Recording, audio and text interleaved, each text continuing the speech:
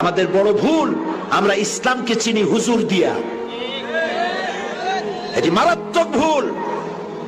আমার উল্টা হওয়া উচিত ছিল, হুজুরকে চিনবো ইসলাম দিয়া। উনি নিজে ইসলাম অনুযায়ী চলেন কিনা, কোরআন এবং হাদিস অনুযায়ী চলেন কিনা সেটা করি নাই, হুজুর কি বলে সেইটাকে ইসলাম মনে করেছি। এই জন্য ইসলামকে জানার জন্য সব থেকে নির্ভরযোগ্য যে কিতাব, নির্ভুল যে কিতাব, তার নাম কোরআন মাজিদ। তার নাম কি? বিসমিল্লাহ বলো। সে কোরআন আর রাসূল, রাসূলের চরিত্র সম্পর্কে মা আয়েশাকে জিজ্ঞেস করা হয়েছে, মা রাসূলুল্লাহর চরিত্র কেমন? রাসূলুল্লাহ বলেছেন, কোরআন পড়ো নাই? কোরআন তো পড়েছি। কোরআন যদি পড়ে থাকো তাহলে আমার কাছে রাসূলের চরিত্র জানতে কেন এসেছো? যেটা 30 পারা কোরআন সেটাই রাসূলের 23 বছরের নবুয়তের জীবন। যেটা রাসূল সেটা কোরআন, যেটা কোরআন সেটা রাসূল। সুবহানাল্লাহ। আরো জোরে কও সুবহানাল্লাহ।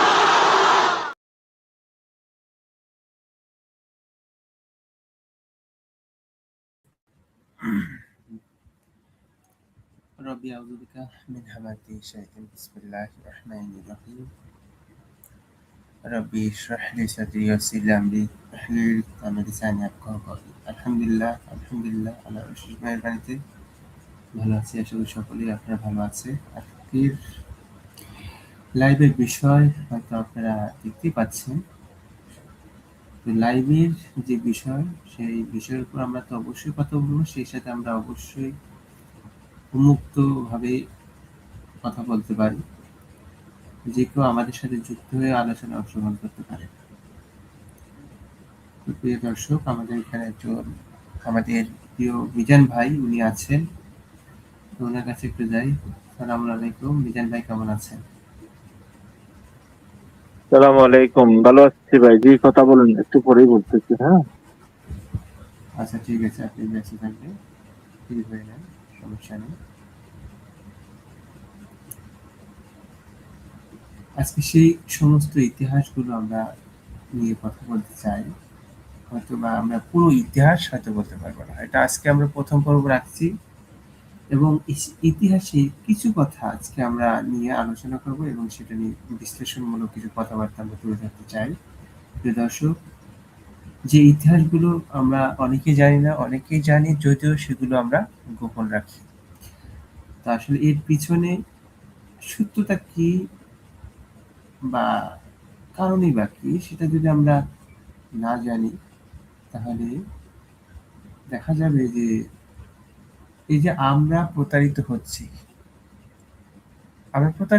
অবশ্যই কিন্তু আমরা প্রতারিত হচ্ছি। আজকে আমরা যাদেরকে মনে করি যে এরাই আমাদের হুজুর, এরাই আমাদের ইসলাম, আসলে হুজুরের যে ইসলাম, এই ধারণা থেকে আমাদের বেরিয়ে আসতে হবে। আজকে আমি একটা ভিডিও দেখে অবাক হয়েছি। আপনারা হয়তো আর যে নীরব কে চিনেন, অনেকেই চিনেন, বাংলাদেশে অনেকেই চিনেন আর যে নীরব। এই তো আজকের ওনার একটা এপিসোড প্রায় 50 থেকে 52 মিনিট হবে। হ্যাঁ, এমনই হবে।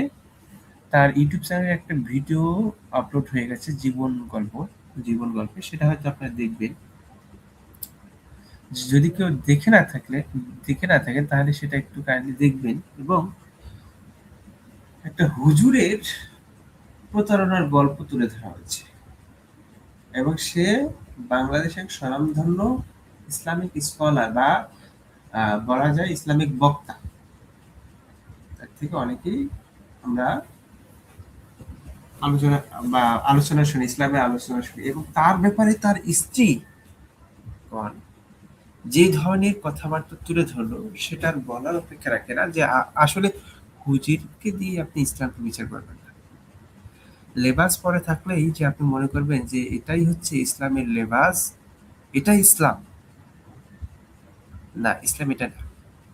কোন পোশাকের পরিচয় বহন করে না ইসলাম, বরং ইসলাম সেটাই বহন করে আপনি কি করতেছেন, আপনি কি বলতেছেন,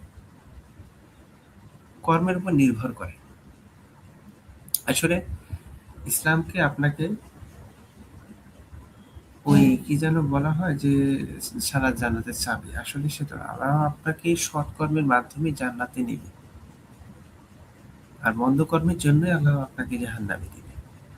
সেটা একমাত্র আল্লাহই ভালো জানেন যে তিনি কার প্রতি দয়া সাগর, কার প্রতি তিনি শাস্তি হবে। সে তো আল্লাহ বলেই দিয়েছেন যে কোরআন, আমরা তো জানি। তবুও আমরা এভাবে না বলি। আল্লাহ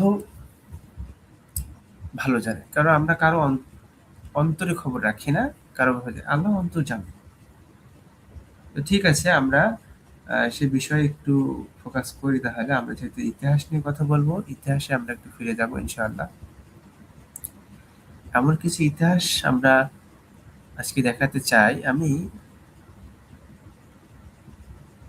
আজকের যে আলোচনার, সেই আলোচনার হয়তো আপনারা যারা ডিসক্রিপশন দেখতে পাচ্ছেন, সেই ডিসক্রিপশনে আমি কিছু কথা লিখেছি যে রাসূল সাল্লাল্লাহু আলাইহি সাল্লামকে, এমন কিছু ইতিহাস আছে যে রাসূল সাল্লাল্লাহু আলাইহি সাল্লামকে অপমান অপদস্থ করা হয়েছে এবং তাকে সরাসরি অমান্য করা হয়েছে। এই ধরনের ইতিহাস কিন্তু আমরা দেখতে পাই। কিন্তু এই ইতিহাসগুলো কিন্তু আমার নিজে থেকে বলা না, বা আমার নিজে থেকে লেখা না। এগুলো ইতিহাস, ইসলামের ইতিহাস সেই সমস্ত ব্যক্তিরা রেখেছে যারা এগুলোকে আবার, এই সমস্ত ইতিহাসগুলোকে যারা আবার হাইলাইট বা তুলে ধরে না, তারাই কিন্তু এই বিষয়গুলো তাদের কিতাবে স্পষ্টভাবে রেখে দিয়েছে। সেই জায়গা থেকে আমি আজকে কথা বলবো ইনশাআল্লাহ বুখারী শরীফ। আপনারা জানেন সবচেয়ে অথেন্টিক, মানে সুন্নিদের সবচেয়ে অথেন্টিক যেটা সোর্স, ৬টা সিয়াসিত্তা বলা হয়, সিয়াসিত্তা, তার মধ্যে বুখারী অন্যতম। বুখারী অন্যতম। আমরা সেই বুখারী কিতাব নিয়ে যেহেতু কথা বলবো,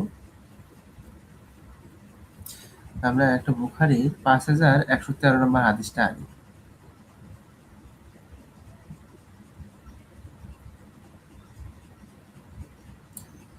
আচ্ছা, আমি হাদিসের লিঙ্কটা একটু দেই যাতে করে স্ক্রিন আনা যায়।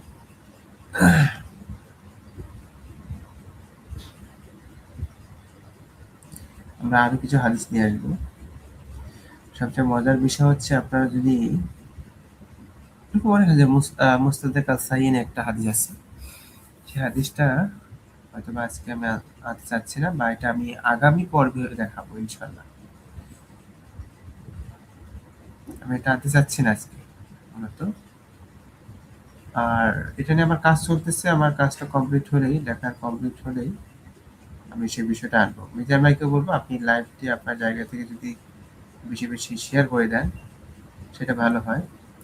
আমাদের এখানে স্টেজে কেউ উপস্থিত আছে কিনা আমি জানি না, আমি দেখি আছে কিনা। না, এখানে বুঝতেছি না যে কেন এমনটা হচ্ছে।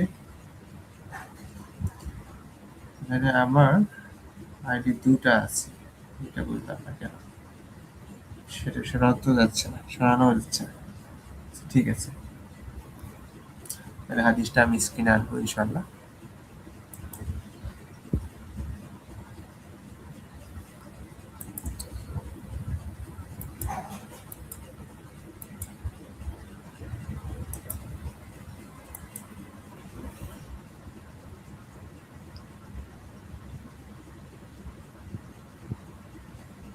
কি ধরনের, কিভাবে সূক্ষ্মভাবে রাসূল সাল্লাল্লাহু আলাইহি সাল্লামকে অপমান অপদস্থ করা হয়েছে, আপনারা যদি হাদিসটা না দেখেন তাহলে হয়তো বুঝতে পারবেন না। ব্যাখ্যা দিতে পারে তারা তাদের মতো করে। তো এটা দেখেন বুখারীর সহিহ বুখারী শরীফে তাওহীদ পাবে বিষয়, এটা আন্তর্জাতিক হাদিস নাম্বারও ৫,১১৩ নম্বর হাদিস। তো দেখেন হাদিসটার পরিচ্ছেদ যদি দেখি, যে কোনো মহিলা কোনো পুরুষের কাছে নিজেকে সমর্পণ করতে পারে না, পারে কিনা পরিচ্ছেদ কিন্তু রাখা হয়েছে এটা। মানে কোনো মহিলা বা কোনো নারী কোনো পুরুষের কাছে নিজেকে সমর্পণ করতে পারবে কিনা সেটা নিয়ে প্রশ্ন, এবং এই প্রসঙ্গে একটা হাদিস। তো এই প্রসঙ্গেই হাদিসটা কার থেকে এসেছে? বুখারী শরীফের ১১৩ নম্বর হাদিস, হিশামের পিতা উরাইয়া রাহমাতুল্লাহ থেকে বর্ণিত হাদিস, যে তিনি বলেন যে যে যেসব মহিলা নিজেকে নবী সাল্লাল্লাহু আলাইহি সাল্লামের নিকট সমর্পণ করেছিলেন, তার মধ্যে হচ্ছে খাওলা বিনতে হাকিম তাদেরই একজন। খাওলা বিনতে হাকিম তাদেরই একজন। দেখেন, এতটুকু না হয় ঠিক ছিল, এতটুকু না হয় শিখছিল, কিন্তু পরে যেটুকু হলো এই যে এখানে দেখেন, এই যে এখানে একটু আমরা দেখি, মার্ক করলাম, আপনারা হয়তো দেখতে পাচ্ছেন। তো এই জায়গাটা একটু যদি আমরা পড়ি, এখানে কি বলছে দেখেন।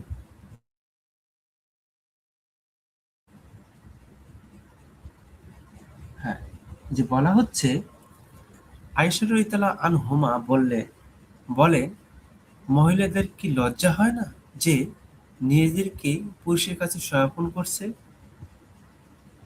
একটা ভয়ঙ্কর কথা, আপনি চিন্তা করেন কি করে এই কথাটা বলা যায়।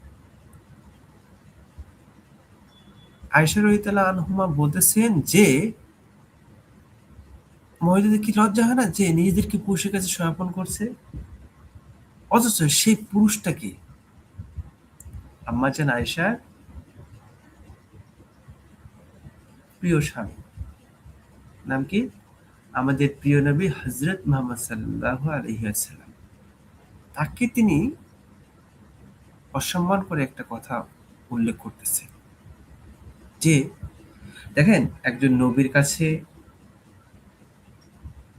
মুমিন নারীরা যেতে পারবে না এমন কোনো বাধা কিন্তু ইসলামে নাই। তারা যেতে পারবে, অবশ্যই পুরুষের কাছে নারীরা যাবে যদি সেটা কি ভালো উদ্দেশ্য নিয়ে এবং সেটা পর্দা করে। উদ্দেশ্য ঠিক থাকতে হবে, কুমন্ত্রণা যেন না থাকে, এমন চিন্তাধারা থেকে কোনো নারী পুরুষের কাছে যাবে না, এবং সেই সমস্ত পুরুষের কাছে যাবে না যারা দিনের ব্যাপারে জ্ঞান রাখে না এবং দিন প্রসঙ্গে তাদের কিছু ধারণা দিতে পারে না। তো বাজারে কাছে যাবে না। তো মোহাম্মদ সাল্লাহ সাল্লাম এমন একজন ব্যক্তি, তার ব্যাপারে তো এই ধরনের কথা শোভা পায় না, যে যাকে সামনে রেখে এভাবে আমরা যেন আয়েশা রাদিয়াল্লাহু আনহুমার কথা বলবে, সেটা তো শোভা পায় না, কিন্তু এটা ইতিহাসে আছে। এখন আপনি হয়তো বলবেন যে আপনি সমালোচনা করছেন আব্দুল হাসান, না, আমি যেটা ইতিহাসে দেখতে পাচ্ছি আমি সেটা বলতেছি, নেগেটিভ পজিটিভ সাইড।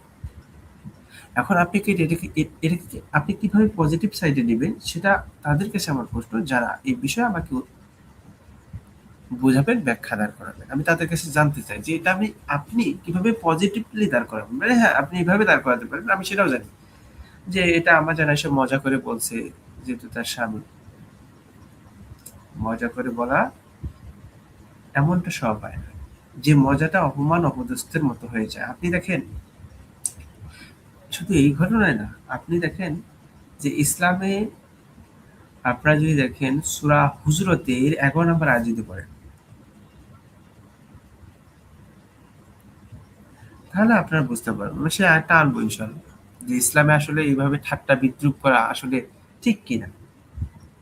ঠাট্টা বিদ্রূপ করা ঠিক না, কিন্তু কি করে আমরা জানা সেই ধরনের একটা কথা বলে ফেলে রাসূল সাল্লাল্লাহু আলাইহি ওয়াসাল্লামের সামনে।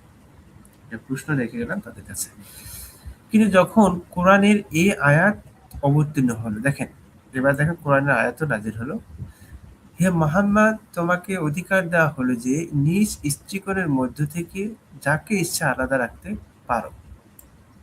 দেখেন, কোরআনের আয়াতও নাজিল হয়ে গিয়েছে। সেই সময় সূরা আহজাবে 51 নম্বর আয়াত, কোন আয়াত? 51 নম্বর আয়াত নাজিল হয়ে গেল। কি বলা হলো? রাসূলকে বলা হলো যে আপনি আপনার স্ত্রীগণের মধ্য থেকে যাকে ইচ্ছা আলাদা করতে পারেন, পারো, পারেন। দেখেন, যে আয়াত নাজিল হয়ে গেল। তো এই জায়গায়ও আমার জানা আয়েশা রাসূল সাল্লাল্লাহু আলাইহি সাল্লামকে উদ্দেশ্যপ্রণোদিতভাবে অপমান করতেও দ্বিধাবোধ করেননি। আস্তাগফিরুল্লাহ, আমাকে বলতে হয়।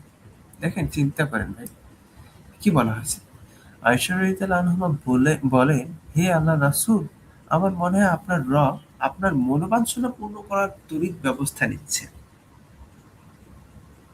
কি একটা ভয়ঙ্কর কথা বলে ফেললেন। হয়তো আপনারা বলবেন যে এই কথা তো স্বামী স্ত্রীর মধ্যে হতেই পারে। আপনি কোন স্বামী স্ত্রীর কথা বলতেছেন? কোন স্বামী স্ত্রীর কথা বলতেছেন আপনি? যিনি কোনো সাধারণ ব্যক্তি নয়। আপনার প্রতি আমার প্রতি ওহী নাজিল হয় না, অর্থাৎ আল্লাহ আমাকে নবী করেন নাই, রাসূল করেন নাই। তাহলে রাসূলদের ব্যাপারে, নবীদের ব্যাপারে এবং আমাদের ব্যাপারে আপনি তো পার্থক্য করতে পারবেন, কিন্তু সেখানে আপনি মিলাতে পারবেন না। তো সেই বিষয়টা আপনাকে পার্থক্য ধরে নিতে হবে এবং রাসূলদের সম্মান, নবীদের সম্মান আল্লাহর পক্ষ থেকে দেওয়া হয়েছে এবং সমগ্র সৃষ্টি জগৎ থেকে, তাই না? এখন দেখেন, আহ, এখন এক- এখন একটা বিষয় আপনি দেখেন যে রাসূল সাল্লাল্লাহু আলাইহি সাল্লামকে এভাবে কেউ কথা বলবে, যাকে তিনি মনোনীত করলেন, যার প্রতি তিনি ওহী করলেন, এখন আপনি তাকে টিটকারি করে বলবেন যে আপনার মনোবাঞ্ছনা পূর্ণ করার জন্যই আল্লাহ তড়িৎ ব্যবস্থা নিচ্ছে। এটা একটা ভয়ঙ্কর কথা। এটা একটা ভয়ঙ্কর কথা। দেখেন আরো কিছু উক্ত হাদিসটি আবু সাঈদ মুয়াদ্দিব মুহাম্মদ ইবনে বিশর ও আবদা হিশাম থেকে, হিশামে তার পিতা থেকে একে অপরের চেয়ে কিছু বর্ণিতভাবে আয়েশা রাদিয়াল্লাহু আনহা কিছু বর্ণনা করেছেন। হাদিসটির সনদ যদি আমরা দেখাই, হাদিসের মান সহিহ, বর্ণনাগুলো উল্লেখের মধ্যে পূর্ণ নিরীক্ষণ একটা হাদিস। আচ্ছা, এটা তো গেল। আমরা আরো কিছু বিষয় দেখাবো ইনশাআল্লাহ। আসা যাক সেই প্রসঙ্গে। আমরা আপাতত স্ক্রিনটা স্টপ করি। তো মিজান ভাই যদি কিছু বলতে চান বলতে পারেন, সমস্যা নাই। সালামু আলাইকুম মিজান ভাই, আনমিউট করে কথা বলতে পারেন।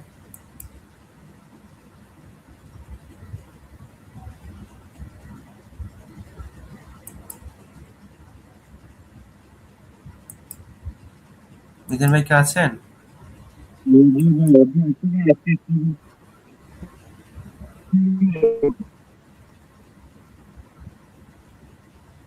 ইসলামের কথা বলে বলতে পারেন। ইসলামের ইতিহাস হ্যাঁ, বিষয়টা হচ্ছে ইসলাম ইতিহাসে কালো অধ্যায়। তো আজকে একটা কালো অধ্যায় সেটা তুলে ধরলাম যে এই ধরনের কথাবার্তা যদি রাসূল সাল্লাল্লাহু আলাইহি সাল্লামের সাথে কেউ বলে, এটা তো ভয়ঙ্কর একটা কথাবার্তা। আর কোরআনে স্পষ্টভাবে রাসূলের অর্থাৎ নবী সাল্লাল্লাহু আলাইহি সাল্লামের স্ত্রীদেরকে তিনি সাবধান করে দিয়েছেন, তাই না? তো ভয়ঙ্করভাবে মানে কঠিন শাস্তি দিবে। দেখেন রাসূল সাল্লাল্লাহু আলাইহি সাল্লামের স্ত্রীরা যদি কোনো বেয়াদবি করে তাদের জন্য কঠিন শাস্তি। এটা কিন্তু কোরআনে স্পষ্টভাবে উল্লেখ আছে। তাদের জন্য কঠিন শাস্তি রয়েছে। হ্যাঁ বলেন। যে বিষয়টা সেটা হচ্ছে যে স্ত্রীরা এবং সচরাচর যারা নারী আছে তাদের মধ্যে কিছু পার্থক্য রয়েছে, যেমন নারীদের বিধানগতভাবে কিছু তাদের জন্য রয়েছে। যারা স্বাস্থ্যের বিষয়ে, যারা রসুল সাল্লাল্লাহু আলাইহি ওয়াসাল্লামের স্ত্রীগণ এবং রাসূলের কন্যাগণ, অর্থাৎ নেতার স্ত্রী নেতার কন্যা, এখানে বর্তমান প্রেক্ষাপটের জন্য এরকম হবে। তো ওদের জন্য কিন্তু বিধানগুলো কঠিন, যেমন শাস্তির অপরাধগুলো কিন্তু ডবল, দ্বিগুণ।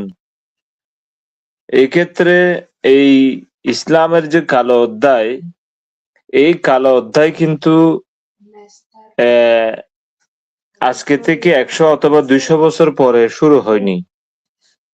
এই কালো অধ্যায় শুরু হয়েছে রাসূল সাল্লাল্লাহু আলাইহি ওয়াসাল্লামের মৃত্যুর পরপর তারা দলে দলে বিভক্ত হয়ে, কেউ হযরত আলী রাদিয়াল্লাহু তাআলা আনহু, হযরত হুসাইন রাদিয়াল্লাহু তাআলা আনহুর পক্ষ নিয়েছে, আর কেউ ওই দ্বিতীয় পক্ষ হযরত উমর, হযরত আবু বকর এবং এদের পক্ষ নিয়েছে। তো এখানে এই যে বিভাজনটা তৈরি হলো, এই যে কালো অধ্যায়, এটা কিন্তু প্রকৃতপক্ষে ঘটনাটা ঘটেছে যে কোরআন ভিত্তিক যদি তারা এটাকে সমন্বয় রাখতো তাহলে এই সমস্যাগুলো হইতো না। বিভিন্নভাবে পথ তৈরি করে তারা মাযহাব তৈরি করার পর এই সমস্যাগুলো তৈরি হয়েছে। ঠিক আছে, তো বলেন আপনি এই বিষয়ের উপর। আমার তো এই ইতিহাস আসলে আমি তেমন পড়তে চাইও না, ওই ইতিহাসের মাথা তেমন ঘামাইও না। আমার স্টাডি হচ্ছে কোরআনের বাইরে বাস্তবতার নিরিখে এবং কোরআন ভিত্তিক ওই সময়ের প্রেক্ষাপট কেমন ছিল সেটা, যেহেতু আমার কাছে আল্লাহ তাআলা আমাকে সওয়াল করবেন, যদিও বাস্তবতার নিরিখে আলোচনা করতে গেলে ইতিহাস জানতে হয়। কারণ পৃথিবীতে যে ইসলাম চলছে সেই ইসলাম যে প্রকৃত ইসলাম নয় এবং এটা বিকৃত ইসলাম আমাদেরকে পালন করতে হচ্ছে, এটা যে রাসূল সাল্লাল্লাহু আলাইহি ওয়াসাল্লামের আনিত কোরআন ভিত্তিক জীবন ব্যবস্থা নয়, সেটাকে ডিফেন্ড করতে হইলে আমাদেরকে ইতিহাস অবশ্যই পড়া জরুরি। কিন্তু দুর্ভাগ্যবশত এগুলো পড়লেও আমাদের এখন কাজে আসতেছে না। কারণ মানুষ এই বিকৃত ব্যবস্থার উপরে এমনভাবে তারা আকৃষ্ট হয়েছে, এই বিকৃত ব্যবস্থার উপর তারা এমনভাবে প্রতিষ্ঠিত হয়েছে যে জায়গা থেকে এখন ফিরে আসাটাও কিন্তু কঠিন একটা পরিস্থিতি। কারণ তারা মনে করছে যে ওইটাও আমাদের জন্য ইসলাম। অতএব আল্লাহ তাআলা যে বিধিবিধান দিয়েছে সেই বিধিবিধানকে ডিঙ্গিয়ে এবং সে বিধিবিধানকে ডিনাই করে তারা সেই সময়ের লিখিত কিতাব যেগুলো আছে সেগুলোকে আজকে বিধিবিধান হিসেবে গ্রহণ করেছে, যার ফলে বিকৃত ইসলাম আর প্রকৃত ইসলাম জানতে হলে, ইসলামের ইতিহাসের কালো অধ্যায় জানতে হলে আপনাকে সেই ইতিহাসগুলোর সাথে কোরআন দিয়ে কি করতে হবে। যেমন আপনি যেভাবে উপস্থাপন করছেন, ওই সময়ের কে কার বিরুদ্ধে কে কি কখন কি ঘটনা ঘটেছিল সেগুলো দিয়ে কোরআন দিয়ে আপনি যখন বিবেচনা করবেন তখন স্পষ্ট একটা রেজাল্ট বের হয়ে আসতেছে। ঠিক তেমনি আমি ওই ইতিহাসগুলো সম্পর্কে স্টাডি তেমন বেশি না করার পিছনের কারণ হচ্ছে যে আমাকে ওই বিষয়ে তেমন সওয়াল করবে না, আমি শুধু কোরআনের উপরেই আসলে আমি স্টাডি গুলো করতে চাই এবং করি আর কি। জি বলেন।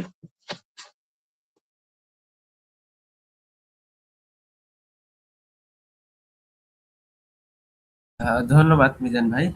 আশা করি আমার কথা আপনারা শুনতে পাচ্ছেন। দেখেন, আজকের যে বিষয়টা আমরা রাখছি এবং যে বিষয়টা নিয়ে আমরা কথা বলছি, আসলে সেই বিষয়টা আমাদের যদি আহ, তুলে ধরা হয় তাহলে অনেক ভয়ঙ্কর কিছু ইতিহাস আমরা সামনে আনতে পারি, যে আমরা তুলে ধরতে পারি। তাহলে সেই ইতিহাসগুলোকে আমরা কিভাবে দেখতেছি, এটা কিন্তু একটা প্রশ্ন আসবে, যে আসলে এই ইতিহাসগুলোকে আমরা আহ, দেখেন, একটা কথা বলি, যে যে অভিযোগটা আপনি অন্যের বিরুদ্ধে আনবেন, আপনি আনতেছেন, অর্থাৎ আপনার এই যে আমরা সম্প্রতি সময়ে ইসরায়েল ফিলিস্তিনি আগ্রাসন, সেই সাথে ইরান যুদ্ধ, ইরানের সাথে যে যুদ্ধ চলতেছে, দেখেন ইরান কাদের বিরুদ্ধে যুদ্ধ করতেছে, প্রশ্ন এখানে কাদের বিরুদ্ধে ওরা যুদ্ধ করছে? আমেরিকা ইসরায়েলের বিরুদ্ধে। এখন এই প্রশ্নটা যখন আমরা আমাদের উদ্বেগ হয় যে কাদের বিরুদ্ধে, আমরা দেখতে পাচ্ছি যে ইসরায়েল এবং আমেরিকা, কিন্তু কিছু সংখ্যক ভাইরা তাদেরই বিরুদ্ধে উঠে পড়ে লাগিয়েছে যারা আমাদের শত্রুর বিরুদ্ধে লড়াই করতেছে। কারা? যদিও আমাদের কিছু বাংলাদেশের কিছু সুন্নি আলেম ওলামারা ইরানকে ঘৃণার দৃষ্টি থেকে, এমনকি তাদেরকে তারা মুসলিমই মনে করে না, কিন্তু তাদের বিরুদ্ধে উঠে পড়ে লেগেছে এবং তাদেরকে এমন ভাবে ট্রিট করা হচ্ছে যে বলা হচ্ছে তারা কুকুরের সাথে তো তুলনা করাই হচ্ছে, তারা কাফের সেটা তুলনা করছে এবং তারা এটা বলতেছে দুই কুকুরের মারামারি বাজছে। চিন্তা করেন, অথচ আমাদের শত্রুর বিরুদ্ধে কিন্তু যুদ্ধ করতেছে তারা, যারা কিনা লাখ হাজার হাজার ফিলিস্তিনিদের হত্যা করছে, অনেক শিশুদের হত্যা করছে, মাজলুমদের হত্যা করছে। তাদের বিরুদ্ধে ওদের অভিযোগ হচ্ছে যে ওদের কথা, এই যে এগুলো কিন্তু ইতিহাস, এই যে এখন যে বর্তমান সময়ের ইতিহাস আমি আমি যে বললাম, এগুলো কিন্তু ঘটতেছে, এটা বর্তমান ইতিহাস আমি যেটা বললাম।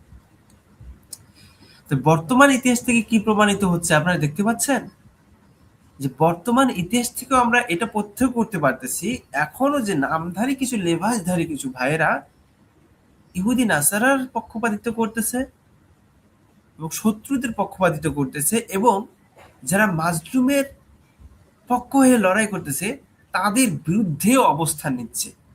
পরিষ্কার আপনারা কি মনে করেন যে আমরা পূর্বের যে আজকে আমি যে পূর্বের ইতিহাস হয়তো সেটা 1450 বছরের ইতিহাস আমি তুলে ধরতেছি, কিন্তু এটা এবং আজকের এই ইতিহাসের সাথে কতটা সাদৃশ্যপূর্ণ আপনারা এখন বুঝেন, কতটা সাদৃশ্যপূর্ণ। তার মানে কি এগুলোকে পূর্বের ইতিহাসকে একেবারে যে আপনি ডাস্টবিনে ফেলে দেবেন, একেবারে যে আপনি বলবেন অসত্য, একদমই না, একদমই না। কারবালার ইতিহাস, সেই রক্তাক্ত ইতিহাস এখনো বিদ্যমান রয়েছে।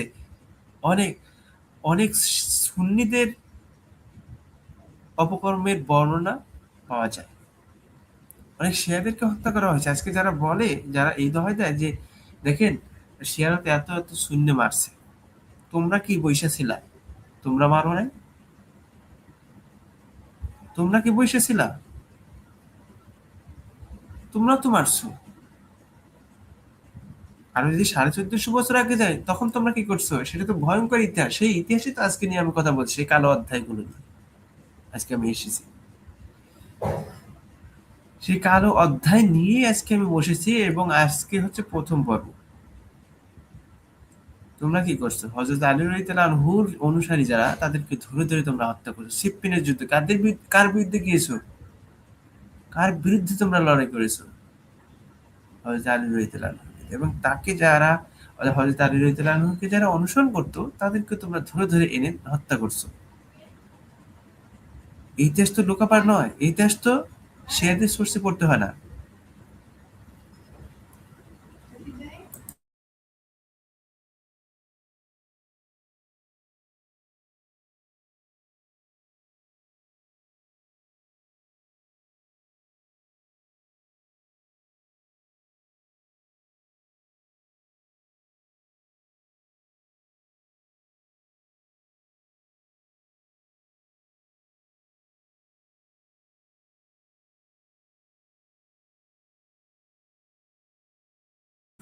সে ইতিহাস তো শিয়াদের সোর্স থেকে পড়তে হয় না, সেই ইতিহাসগুলো আপনাদের কিতাবে বিদ্যমান রয়েছে।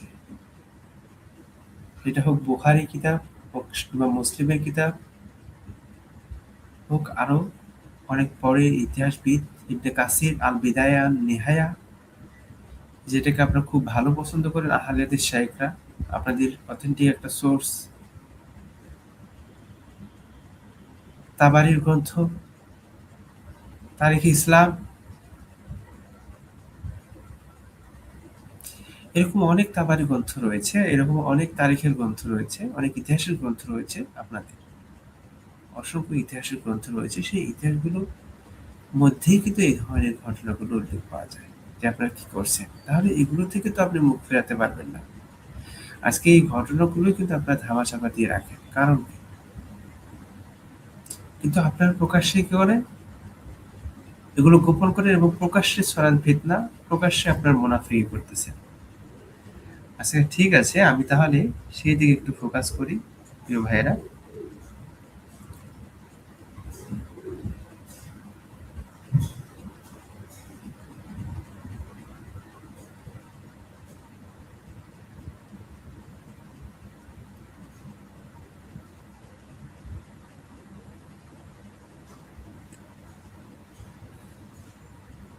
ঠিক আছে, তা আমি স্ক্রিনটা আবারও শেয়ার দিয়ে আনি, দেখাই সেই কালো অধ্যায়।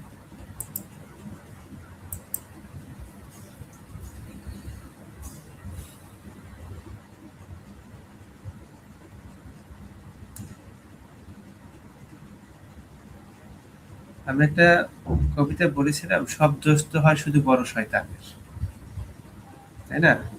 এই যে আপনারা যা কিছুই ভুল ত্রুটি বা অন্য অপকর্ম করেন না কেন, সব চাপায় দেন কি? ইবলিশের উপর। হ্যাঁ, সব দোষ চাপায় দেন ইবলিশের উপর। অপকর্ম তো কম করেন না, সেই দোষটা চাপান ইবলিশের উপর। ওরে হাস্যকর। আচ্ছা,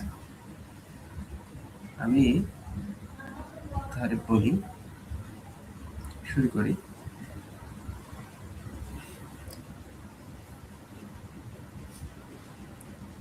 আমরা যদি দেখি সূরা হুজুরাতের 11 নম্বর আয়াত যদি আমরা পড়ি, এখানে আল্লাহ কি বলছে? আল্লাহ বলেছেন, হে মুমিনগণ, কোন পুরুষ যেন অপর কোন পুরুষকে উপহাস না করে, কেননা যাহাকে উপহাস করা হয় সে উপহাসকারী অপেক্ষা উত্তম হইতে পারে, এবং কোন নারী অপর কোন নারীকেও যেন উপহাস না করে। এটা কোরআন নিষেধ, দেখেন নিষেধাজ্ঞা রয়েছে স্পষ্ট ভাবে। দেখেন কোন সেটা শুধুমাত্র পুরুষ না, কোন নারীও যেন এই কাজটা না করে, যে উপহাস না করে কোন নারীকে, কেননা যাহাকে উপহাস করা হয় সেই উপহাসকারিণী অপেক্ষা উত্তম হইতে পারে। তোমরা একে অপরের প্রতি দোষারোপ করিও না, এবং তোমরা একে অপরকে মন্দ নামে ডাকিও না। ইমানের পর মন্দ নাম অতি মন্দ, ইমানের পর দেখেন, ইমানের পর মন্দ নাম অতি মন্দ, যাহারা তওবা না করে তাহারাই জানি। এখন আপনি যদি এই ধরনের কথা বলেই ফেলেন ভুলবশত, তাহলে অবশ্যই আপনার ফিরে আসতে হবে তওবা করে। সেটা হোক ইচ্ছাকৃত ভাবে যদি আপনি করে ফেলেন, তবুও আপনাকে আল্লাহ তাআলার কাছে তওবা করতে হবে, এটাই ফিরে আসতে হবে। এখন এই আয়াতের তাফসির যদি আমরা দেখি, সূরা হুজুরাতে 11 নম্বর আয়াতে যদি আমরা তাফসির দেখি, কেন এই আয়াতটা নাজিল হয়েছে সেই প্রসঙ্গে কিছু দেখে নেওয়া যাক। আল জামে আল আহকাম আল কোরআন, ইমাম আল কুরতুবির তাফসির 19 খণ্ড, পৃষ্ঠা 288। দেখেন কি লেখা আছে। তাফসিরবিদগণ বলেন, এই আয়াত দুইজন নবী সাল্লাল্লাহু আলাইহি সাল্লামের স্ত্রী সম্পর্কে নাজিল হয়েছে। দেখেন এই আয়াতটা কাদের জন্য নাজিল হয়েছে? তাফসীরগণ বলতেছে যে রাসূল সাল্লাল্লাহু আলাইহি সাল্লামের দুইজন স্ত্রীর সম্পর্কে নাজিল হয়েছে, যারা উম্মে সালমার প্রতি বিদ্রূপ করেছিল। কারণ উম্মে সালমা তার কোমরে সাপিবাহ অর্থাৎ সাদা কাপড় এবং আরেক নাম সাব্বা দিয়ে বেঁধেছিলেন, এবং কাপড়ের দুই প্রান্ত পিছনে ঝুলিয়ে দিতেন যাতে তা টেনে হাঁটতেন।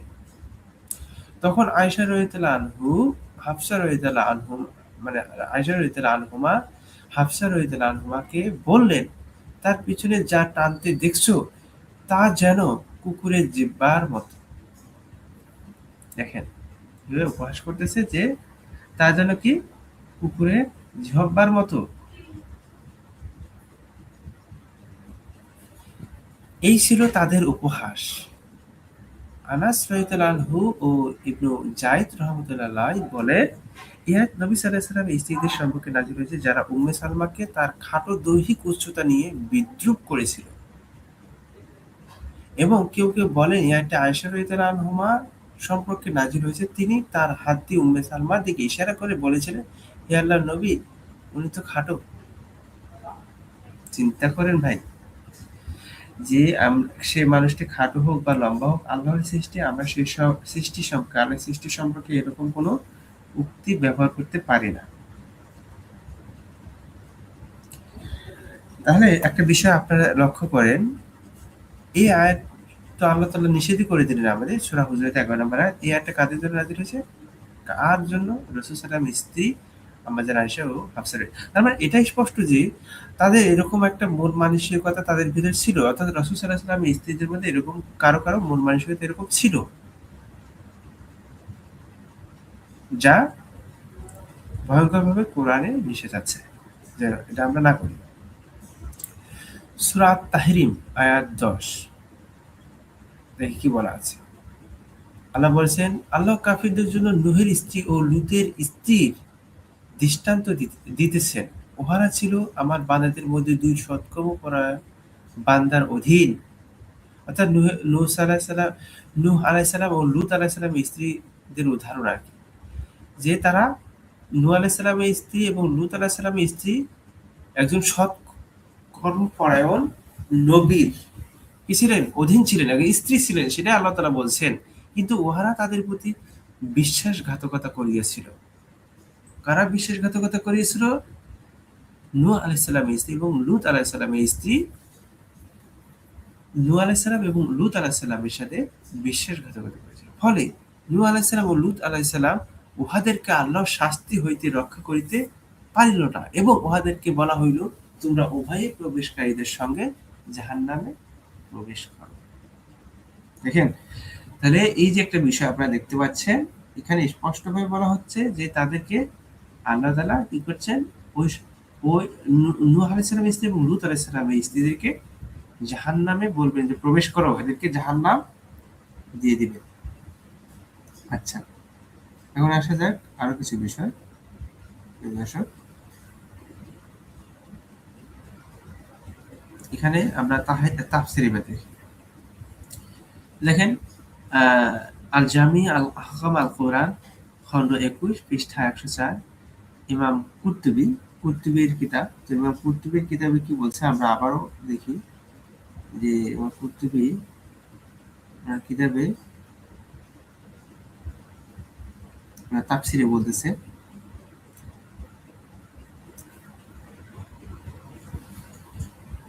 মহামাইম বলেন, ইয়াহিয়া ইবনু সালাম বলেছেন, আল্লাহ তাআলা এই বাণী আল্লাহ কাফিরদের জন্য একটি উপমা দিয়েছেন। এটি একটি উপমা যা আল্লাহ দিয়েছেন আয়েশা ও হাফসাকে সতর্ক করার জন্য। চিন্তা করছেন?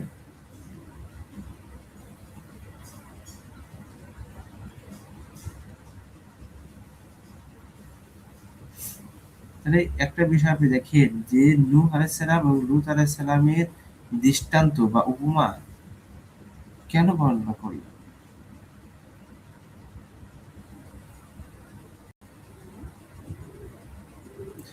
এবার চিন্তা করেন যে আল্লাহ তাআলা নূহ আলাইহিস সালামের স্ত্রী এবং লূত আলাইহিস সালামের স্ত্রীদের ব্যাপারে বললেন তারা ছিল বিশ্বাসঘাতক, তারা বিশ্বাসঘাতকতা করছে এবং তাদেরকে কি করলো, জাহান্নাম দিবেন। তাহলে একটা বিষয় আপনি লক্ষ্য করেন যে এই আয়াত দ্বারাও আম্মাজান আয়েশা এবং হাফসা রাদিয়াল্লাহু আনহুমাকে সতর্ক করতে হয় বললেন। চিন্তা করেন ভাই, দেখেন কি বলছে, যখন তারা উভয় রাসূল সাল্লাল্লাহু আলাইহি সাল্লামের বিরুদ্ধে ঐক্যবদ্ধ হয়েছিলেন। এই বিরুদ্ধে রাসূল সাল্লাল্লাহু কার বিরুদ্ধে? রাসূল সাল্লাল্লাহু আলাইহি সাল্লামের বিরুদ্ধে।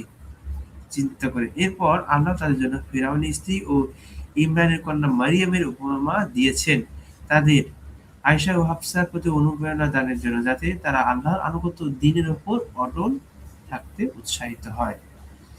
দেখেন, সতর্ক করা হয়েছে। তারা আগে থেকে যে রাসূল সাল্লাল্লাহু আলাইহি ওয়াসাল্লাম স্ত্রীর মধ্যে এরকম একটা মন মানসিকতা ছিল, সেটা দেখেন তারাই তুলে ধরেছে। এটা আমি আমার জায়গা থেকে বলছি না, এটা উজবেকদের কিতাবে সুন্দরভাবে তুলে ধরেছে, এটা আমার নিজস্ব কোনো কথা না। আমি বলতেছি তা না, তাদের তাফসিরে তারা এই আয়াতের তাফসির গুলো তুলে ধরছে। চিন্তা করে, এবার দেখেন সূরা আত-তাহরিম আয়াত 4, এই আয়াতটাও আপনি দেখেন, চিন্তা করে সূরা আত-তাহরিম সে কি আয়াতে কি বলা আছে আমরা একটু দেখি।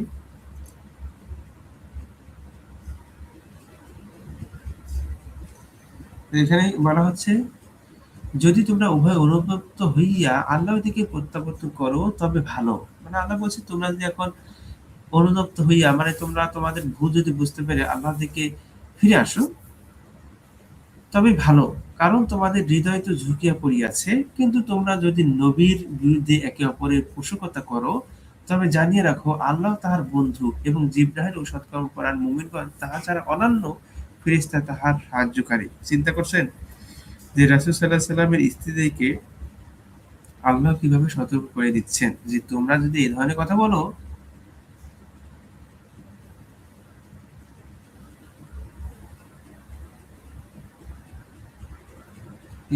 হ্যাঁ, যদি করো তাহলে তোমাদের জন্যই ভালো।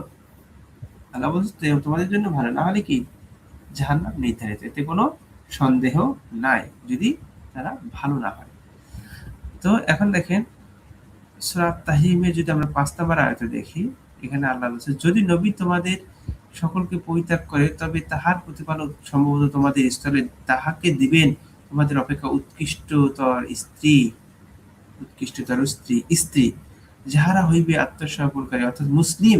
তারা হইবে মুসলিম, বিশ্বাসী, অনুগত ও তওবাকারী, ইবাদতকারী, সিয়াম পালনকারী, অকুমারী ও কুমারী। দেখেন, বুঝছেন? ভালো করে পড়েন এবং ভালো করে বুঝেন এই আয়াতটা সূরা তাহরিমের 4 এবং 5। আচ্ছা, এখন সূরা তাহরিমের 4 এবং 5 এই যে আল্লাহ তাআলা সতর্ক করতেছেন, এই সতর্ক করতেছেন কাদের ব্যাপারে, কাদেরকে? আসসালামু আলাইকুম। এই, এখানে একটা পয়েন্ট আছে, বলবো? হ্যাঁ বলেন। এই কে যে ভাই, কাবির ভাই? হ্যাঁ হ্যাঁ হ্যাঁ, তোমাদেরকে নতুন স্ত্রী দিব যারা হবে মুমিন, মানে এখনকারটা মুমিন না, তাই তো? আবার পড়েন, আয়াতটা আবার পড়েন। আচ্ছা,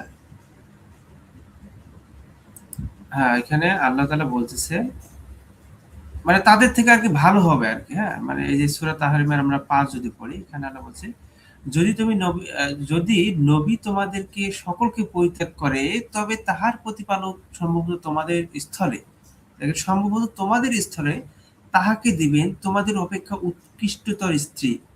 মানে এক কথা আমি বলি, যদি কেউ এই ধরনের রাসূলের সাথে ব্যবহার করে সে তো আর মুমিন থাকে না। এক কথায় ভাই ভাই ভাই ভাই ভাই ভাই ভাই, আপনি আরবিটা নিয়ে আসেন, আরবিটা নিয়ে আসেন, আত্মসমর্পণকারী আরবিটা।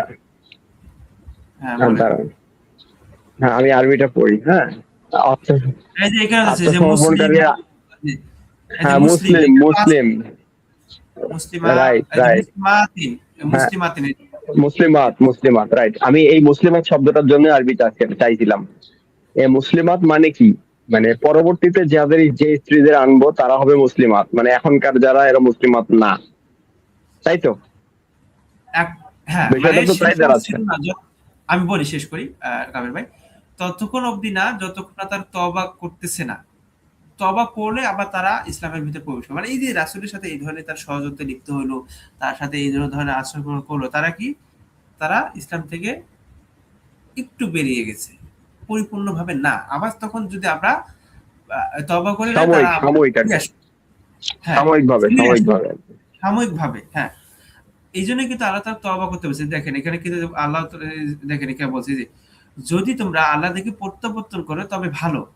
এই যে অনুতপ্ত হইয়া, তার মানে কি, তারা এই ধরনের অপকর্ম করছিল বিধায় আল্লাহ তাআলা তাদেরকে সতর্ক করছেন তোমরা ফিরে আসো, তবে তোমাদের জন্যই ভালো হবে। কারণ তোমাদের হৃদয় তো ঝুঁকিয়া পড়িয়াছে। কিন্তু তোমরা যদি নবীর বিরুদ্ধে একে অপরের পোষকতা করো তবে জানিয়ে রাখো আল্লাহ তার বন্ধু এবং জিবরাইল ও সৎকর্ম করেন মুমিনগণ, তাহা ছাড়া অন্যান্য ফেরেশতাও তাহার সাহায্যকারী। এটা তাদেরকে সতর্ক করতেছে। ঠিক আছে? তাহলে তওবা করার জন্য আল্লাহ তাআলা বলতেছে যে তোমরা তওবা করো, অনুতপ্ত হয়ে তোমরা ক্ষমা প্রার্থনা করো।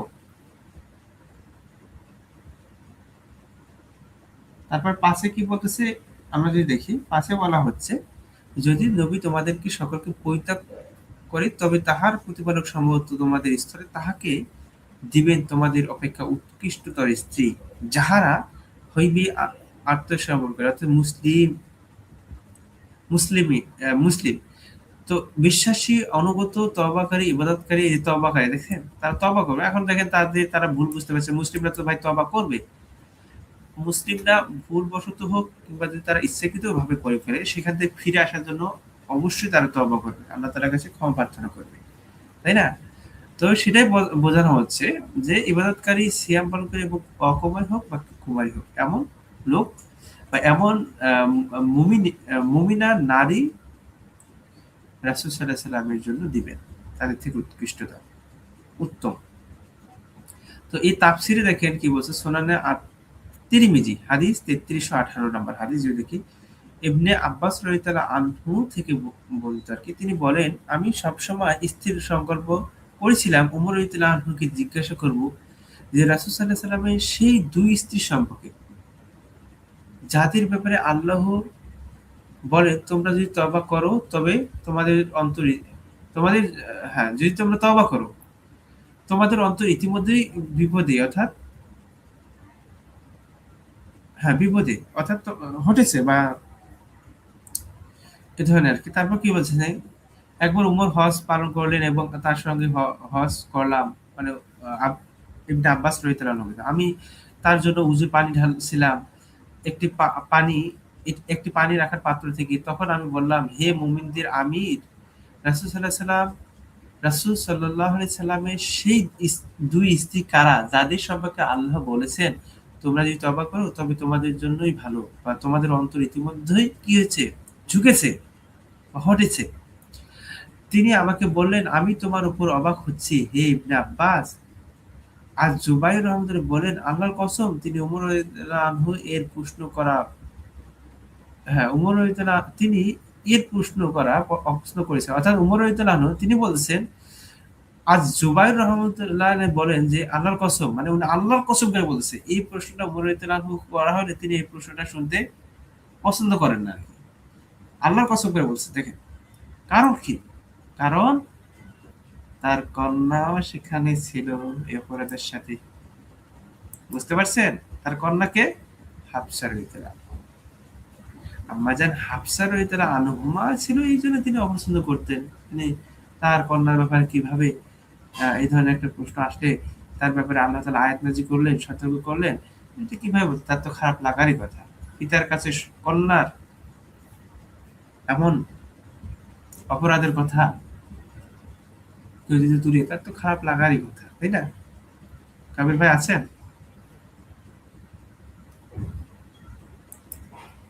কাবির ভাই কিছু কথা বলেন, বলেন খারাপ লাগার হ্যাঁ কথা আমি কি? আছি আছি। হ্যাঁ হ্যাঁ, অবশ্যই অবশ্যই। তাহলে খারাপ লাগার কথা না, এই জন্যই ওমর রাদিয়াল্লাহু আনহু এটাকে পছন্দ করেন না। তারপর তারপরও তিনি তা গোপন করেননি, মানে তারপরও তিনি আর কারণ এটা তো গোপন করার কোনো অপশন নাই, মানে প্রকাশ করতে হবে, সত্য তো আর গোপন করা যায় না।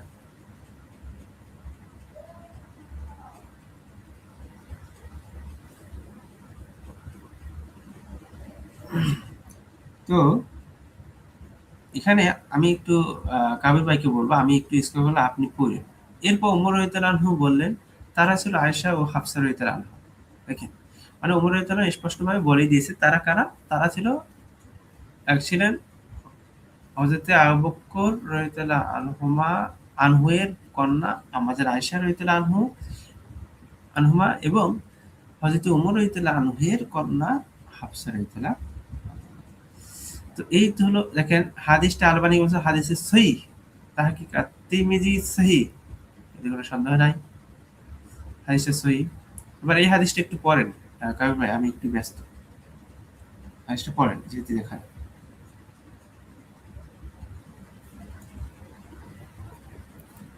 হ্যাঁ হ্যালো। আচ্ছা, হ্যাঁ পড়েন। হাদিস বুখারী বুখারী 4914 বর্ণনা করেছেন ইবনে আব্বাস।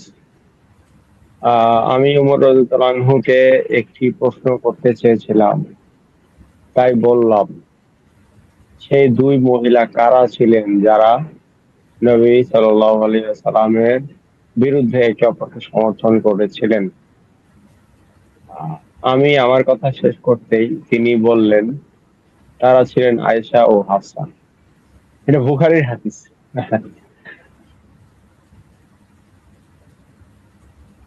সহি হাদিস।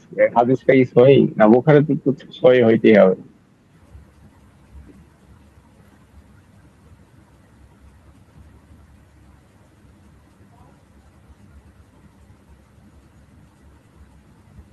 হ্যাঁ, তো আমি হ্যাঁ, এখন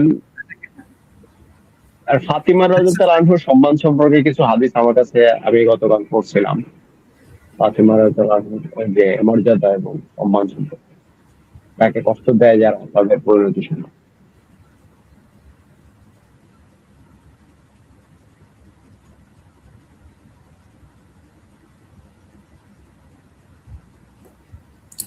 এখন সূরা আহজাবের 57 নম্বর আয়াতটা আমরা একটু দেখি, কি বলেন? এটা একটু পরে কি বলা আছে?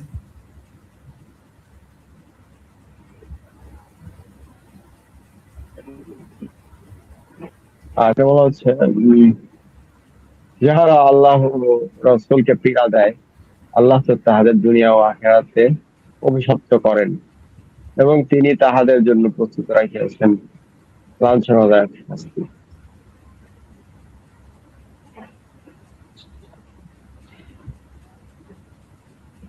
বলেন। আচ্ছা, এরপর যদি আমরা দেখি সহিহ মুসলিম শরীফের হাদিস, তো আয়াত তো পড়লেন তাই না? এখানে দেখেন যে আল্লাহ বলে দিচ্ছেন, যদি কেউ যদি এখন মনে করেন যে সেটা শুধুমাত্র এখানে নবীদের স্ত্রীরা তারা যদি রাসূল সাল্লাল্লাহু আলাইহি ওয়াসাল্লামকে কষ্ট দেয় তাদেরকে যে ছাড় দিবেন, এমনটা কিন্তু কোনো আল্লাহ তাআলা বিধান দেন নাই, বরং তাদের আরো ভয়ঙ্কর শাস্তির কথা বলা আছে, তাই না?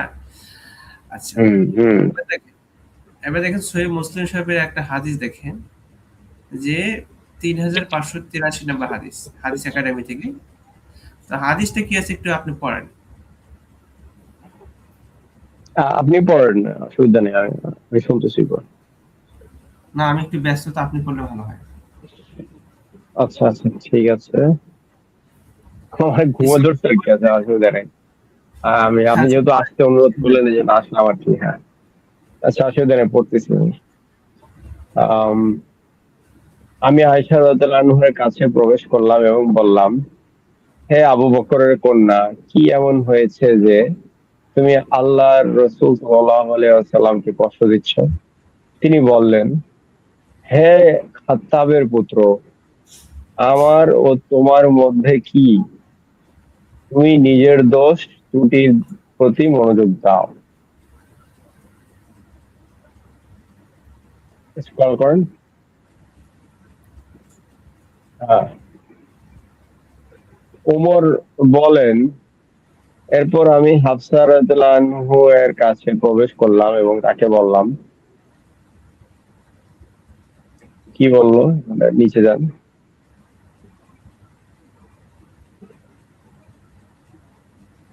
না এখানে একটু বলা আছে এখানে একটু ও মজার আচ্ছা আচ্ছা। কথা। এখানে কেন আমি আপনাকে থামাইলাম, একটু আমি বলি। এখানে দেখেন, যখন আম্মাজান আয়েশার কাছে মানে ওমর রাদিয়াল্লাহু আনহু গেলেন, যে হে আবু বকরের কন্যা, ওমর রাদিয়াল্লাহু যখন বললেন হে আবু বকরের কন্যা, অর্থাৎ আম্মাজান আয়েশাকে বললেন, কি এমন হয়েছে যে তুমি আল্লাহ রাসূল সাল্লাল্লাহু আলাইহি সাল্লামকে কষ্ট দিচ্ছ?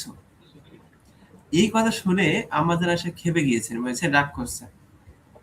তিনি বললেন, হে খাত্তাবের পুত্র, মানে ওই যে ওমর ইবনে খাত্তাব, অর্থাৎ ওমর হুম হুম রাদিয়াল্লাহু আনহু খাত্তাব বলছে, হে খাত্তাবের পুত্র, আমার ও তোমাদের মধ্যে কি, আমার ও তোমার মধ্যে কি, তুমি নিজের দোষ ত্রুটির প্রতি মনোযোগ দাও। চিন্তা করছেন কি একটা কথা বলছে? মানে এটাও কিন্তু একটা রাগ করে কথা বলা এবং তাকে অবজ্ঞা করে কথা বলা, তাই না? ওমর রাদিয়াল্লাহু আনহু কিভাবে অবজ্ঞা করছে যদি কেউ বলে যে দেখেন এখানে তুমি তুমি নিজের দোষ ত্রুটির প্রতি মনোযোগ দিতে, তার মানে কি ওমর রাদিয়াল্লাহু আনহু উনি অপরাধী ওনার দৃষ্টিতে, তাই তো? এই জন্য উনি বলতেছে যে তোমারও কিছু ভুল ত্রুটি আছে, তুমি তোমার চরকায় তেল দাও, আমরা বাংলা ভাষায় বলি না, আমার আমার ই নেই তোমার। হুম তো এই হচ্ছে হুম অবস্থা। তারপর দেখেন ওমর রাদিয়াল্লাহু আনহু বললেন, এরপর আমি হাফসা রাদিয়াল্লাহু আনহাকে আনহা এর কাছে প্রবেশ করলাম এবং তাকে বললাম, হে হাফসা, কি এমন হয়েছে যে তুমি আল্লাহ রাসূল সাল্লাল্লাহু আলাইহি সাল্লামকে কষ্ট দিচ্ছ? আল্লাহর কসম, তুমি জানো না যে আল্লাহ রাসূল সাল্লাল্লাহু আলাইহি সাল্লাম তোমাকে ভালোবাসেন না? চিন্তা করছেন? এখন আপনি কি বলবেন বলেন? হুম। মানে আল্লাহর কসম করে কি বলতেছে, বলবো? আল্লাহ রাসূল সাল্লাল্লাহু আলাইহি সাল্লাম নাকি তার স্ত্রী হাফসা রাদিয়াল্লাহু আনহুমাকে ভালোবাসেন না। কারণটা কি? কেন ভালোবাসবেন? তার মধ্যে কোন খারাপ গুণ ছিল যেটার কারণে তাকে ভালোবাসেন না? অবশ্যই কিছু খারাপ গুণ ছিল, যেটা ওমর ওই যে রাদিয়াল্লাহু আনহু চুগলামি, হচ্ছে ওই শত্রুতামি করছে। অন্যের হ্যাঁ, অন্যের নিন্দা একদম। করা, যেটা আম্মাজান আয়েশার মধ্যেও ছিল, আম্মাজান হাফসা রাদিয়াল্লাহু আনহুমার মধ্যে ছিল। এখন আমরা এভাবে যদি এই সত্যগুলো তুলে ধরি ভাই, তারা তো মানতে নারাজ। এখন কথা হচ্ছে এগুলো তো ইতিহাসে আছে, এখন বাস্তবতা কি সেটা আমি বলতে পারবো না, কিন্তু এই ইতিহাসগুলো সই সনদে আছে। আবার তাদের কিতাবে অন্য যদি এখন যদি কেউ বলে আমাকে শিয়া শিয়া বলে, যে এখন কেউ গালি দেয়, বা আমি শিয়া কিতাব থেকে বলতেছি না ভাই, আমি শিয়া সোর্স থেকে বলতেছি না। এখন আপনাদের সোর্স থেকে কেউ যদি বললে শিয়া হয়ে যায়, তাহলে তো চমৎকার। তাহলে সেই জায়গায় উমর, সেই জায়গায় বুখারী মুসলিম তার শিয়া ছিল, এটা স্বীকার করে। হুম হুম হুম। তাদের source ইন্টারেস্টিং থেকে বিষয়। যদি কেউ শিয়া হয়, কাবির ভাই, তাদের সোর্স থেকে বললে যদি কেউ শিয়া হয়ে যায়, তাহলে বুখারী মুসলিম তারা শিয়া ছিল, এটা মেনে নেন। আরে বুখারী মুসলিম তো শিয়া রাবি থেকে হাদিস নিছে না, শিয়া ছাড়া হাদিস তুমি পাইবা কোথায় ভাই? শিয়ারাই তো ইতিহাসের শুরু থেকে আছে, ওদের ছাড়া হাদিস তুমি পাইবা কেমনে তুমি? ফাইজলামি ফাইজলামি নাকি?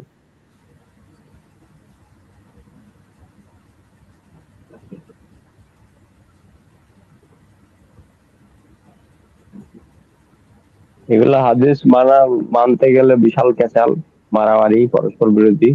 এজন্য বানাইছে মাযহাব। মাযহাব বানানোতে মোটামুটি চলতেছে ইসলামটা এখন খেলায় ধাক্কায়। হ্যাঁ, নাইলে পরে সম্ভব ছিল না চালানো, তাও এত দলাদলি।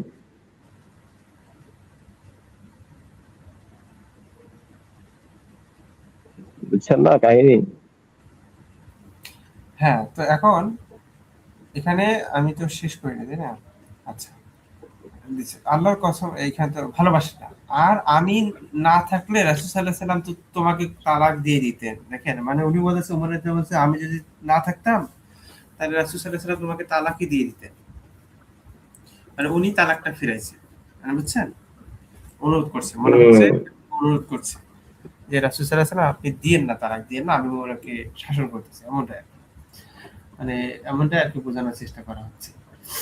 আচ্ছা, এবার দেখেন সূরা হুজুরাতের 2 নম্বর আয়াত। এবার দেখেন সূরা হুজুরাতের 2 নম্বর আয়াতে আল্লাহ তাআলা কি বলেছেন একটু পড়েন। সূরা হুজুরাত, এখানে বলা হচ্ছে যে স্ক্রিন উল্টাই গেছে, সরি সরি। হে মুমিনগণ, দেখেন, তোমরা হ্যাঁ হ্যাঁ, দেখা যাচ্ছে দেখেন। হে মুমিনগণ, তোমরা নবীর কণ্ঠস্বরের উপর নিজেদের কণ্ঠস্বর উঁচু করিও না, এবং নিজেদের মধ্যে যেভাবে উচ্চস্বরে কথা বলো তার সঙ্গে সেরূপ উচ্চস্বরে কথা বলিও না, কারণ ইহাতে তোমাদের কর্ম নিষ্ফল হইয়া যাইবে তোমাদের অজ্ঞাত সারে। মানে এটাও একটা ভয়ঙ্কর কথা। চিন্তা করে এটা নিয়ে একটু কল্পনা করেন যে আপনি যদি এখন নবীর কথার উপরে কথা বলেন আগ বাড়িয়ে, তাহলে আমাদের যখন কর্ম সবগুলো নিষ্ফল হয়ে যাবে, আমাদের অবস্থা কোথায় যাবে ভাই? বলেন কোথায় থাকবে? জাহান্নাম, জাহান্নাম, জাহান্নাম। নিশ্চিত জাহান্নাম। তাহলে একটা কথা আপনি চিন্তা করেন, তাহলে আমরা কি রাসূলের শানে বা রাসূলের কথার উপর কথা এভাবে কখনো বলতে পারবো? না সেটা সেটা শুধুমাত্র আমি কেন, রাসূল সাল্লাল্লাহু আলাইহি ওয়াসাল্লামের স্বয়ং স্ত্রীরাও এটা বলতে পারবে না যদি মুমিন হয়ে থাকে। এটা বলার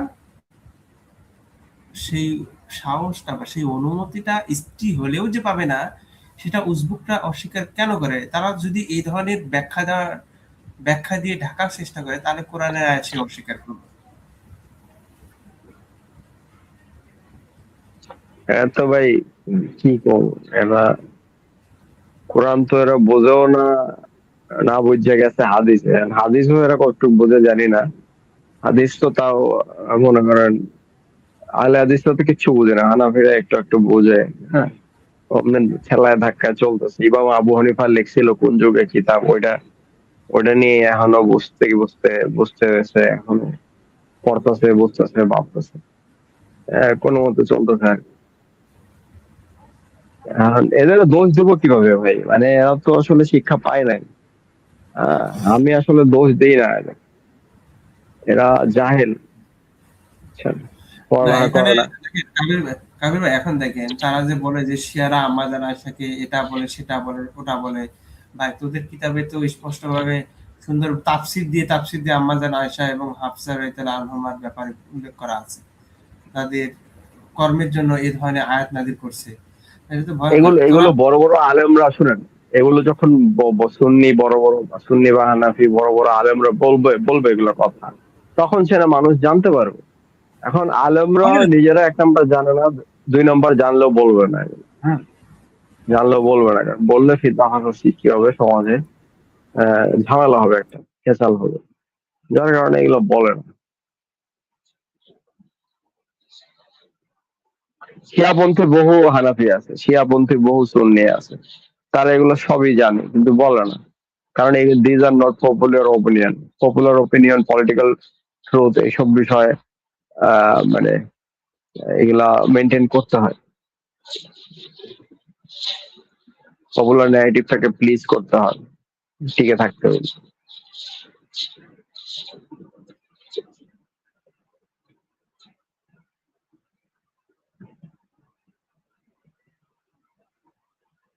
বুঝছেন কি বলছি?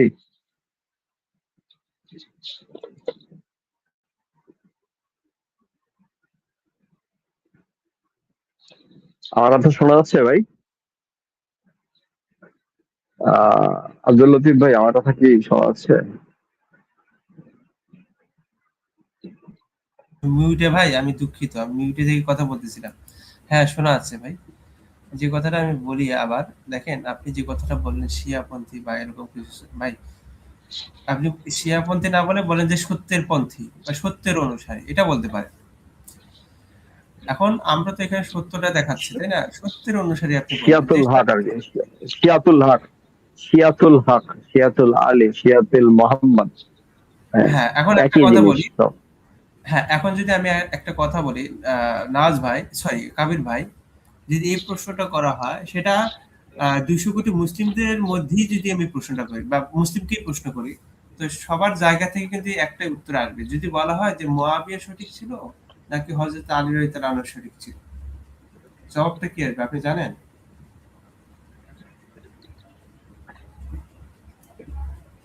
তারা যেটা শিখছে ওটাই বলবে, মাথার মধ্যে যেটা ঢুকাই দিছে ওটাই বলবে। না, বলেন কি প্রশ্নটা আসবে। এটা এটা কিন্তু তারা কখনোই এটা বলতে পারবেন না যে আলী রাদিয়াল্লাহু আনহু ভুল ছিল, আহ, মুয়াবিয়া সঠিক ছিল। এটা বলতেই বাধ্য, এটা বলতেই তারা বাধ্য হবে যে হযরত আলী রাদিয়াল্লাহু আনহু সঠিক ছিল, তবে এটা তাদের একটা ভুল ছিল, এটা অপোজিশন ছিল, এটা বলবে। কিন্তু এটা স্বীকার হতে বাধ্য, এটা স্বীকার করতে বাধ্য যে হযরত তারা আলী বলবে যে ভুল বোঝাবুঝি হয়েছে, তারা বলবে ভুল বোঝাবুঝি হয়েছে আর কি। হ্যাঁ, আর মুয়াবিয়ার নামের শেষে, নামের আগে পিছে লকব লাগায়। হ্যাঁ, নামের আগে পিছে, অথচ সে কি ছিল আমরা তো জানি।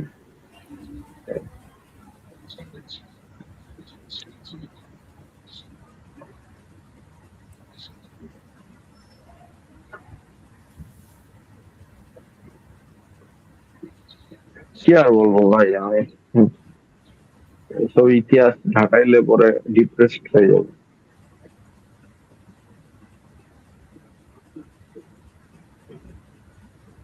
আচ্ছা, আমাদের স্টেজে কেউ আছে কিনা আমি তো জানি না। হ্যাঁ, তো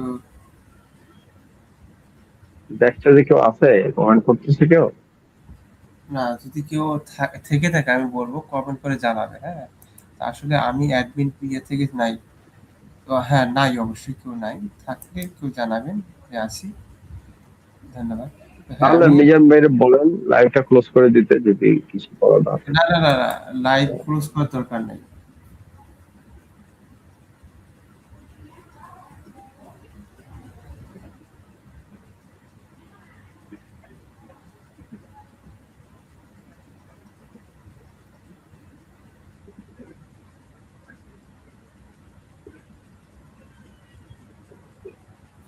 আচ্ছা, তাহলে আমরা সূরা তওবার ৬১ নম্বর আয়াতটা একটু দেখি তাহলে। এবং উহাদের মধ্যে এমন লোক আছে যাহারা নবীকে ক্লেশ দেয়, কষ্ট দেয় এবং বলে, সে তো কর্ণপাতকারী। বলো তাহার কান ও তোমাদের জন্য যাহা মঙ্গল তাহাই শুনে। সে আল্লাহে ঈমান আনে এবং মুমিনদেরকে বিশ্বাস করে। তোমাদের মধ্যে যাহারা মুমিন সে তাহাদের জন্য রহমত, এবং যাহারা আল্লাহ ও রাসূলকে কষ্ট দেয় বা ক্লেশ দেয় তাদের জন্য রয়েছে মর্মান্তিক শাস্তি, অর্থাৎ তাদের জন্য রয়েছে কি জাহান্নাম। এখন চিন্তা করেন, রাসূলকে যদি আপনি কষ্ট দেন, এখন কোন মুমিন নারী হোক কিংবা মুমিন পুরুষ হোক, কখনোই রাসূল সাল্লাল্লাহু আলাইহি সাল্লামকে কষ্ট কেউ দিতে পারে না। যদি দিলেই সে তার অবস্থান জাহান্নাম। এবার দেখেন, আমরা আয়াত তো আমরা দেখলাম কত, ভালো করে দেখেন। সূরা তাওবার কত, ৬১, এবং আমরা কি দেখলাম, সূরা হুজুরাত ২, সূরা তাওবার ৬১ আমরা দেখলাম। এবার আমরা হাদিসে যাই। মুসনাদে আহমদ খন্ড ৩০ পৃষ্ঠা ৩৭২ থেকে ৩৭৩, হাদিস হচ্ছে ১৮,৪২১। কিতাবের লেখক হচ্ছে ইমাম আহমদ ইবনে হাম্বল। তো তিনি তার কিতাবে আনছে হাদিসটা, আমরা যদি দেখি, নোমান ইবনে বশির রাদিয়াল্লাহু আনহু থেকে বর্ণিত। তিনি বলেন, আবু বকর রাদিয়াল্লাহু আনহু রাসূল সাল্লাল্লাহু আলাইহি ওয়াসাল্লামের কাছে প্রবেশের অনুমতি চাইলে তিনি আবু বকর আয়েশা রাদিয়াল্লাহু আনহার উচ্চ কণ্ঠে কথা বলা শুনলেন। আমরা সূরা হুজুরাতের কি পড়লাম, ২ নাম্বার কি বলছি? তোমরা নবীর কণ্ঠস্বরের উপর নিজেদের কণ্ঠস্বর উঁচু করিও না। ভালো করে দেখেন,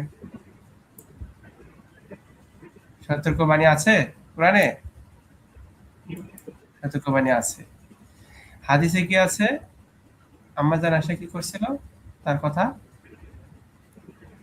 হ্যাঁ, আচ্ছা, কই গেল, এটাই তো হাদিস মানে। Sorry.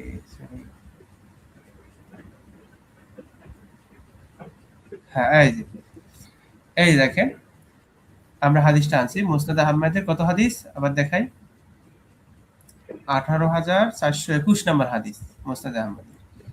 তো কি বলতেছে, আয়েশা রাদিয়াল্লাহু আনহুমায়ের উচ্চ কণ্ঠে কথা বলা শুনলে, কে শুনলেন? আবু বকর রাদিয়াল্লাহু আনহু, তিনি বলছিলেন, আল্লাহর কসম আমি তো বুঝে গেছি যে আলী আপনার কাছে আমার আমার বাবার চেয়ে বেশি প্রিয়।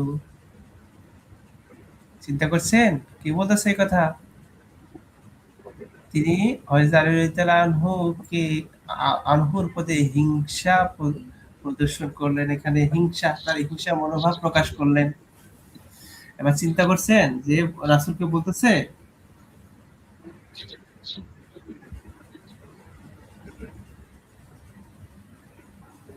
বলেন।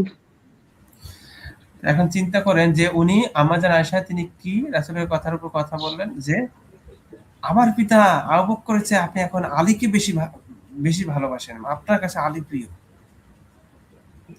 চিন্তা করেন, তিনি এই কথা 2 বা 3 বার বললেন। দেখেন, যদি কেউ একবার বলে সেটা না হয় ধরে নেওয়া যায়, ঠিক আছে, মানে আমি নিজেই বিরক্ত হই যে কেউ আমার সাথে একবার দুইবার মজা করে, ঠিক আছে, কোনো ব্যাপার না।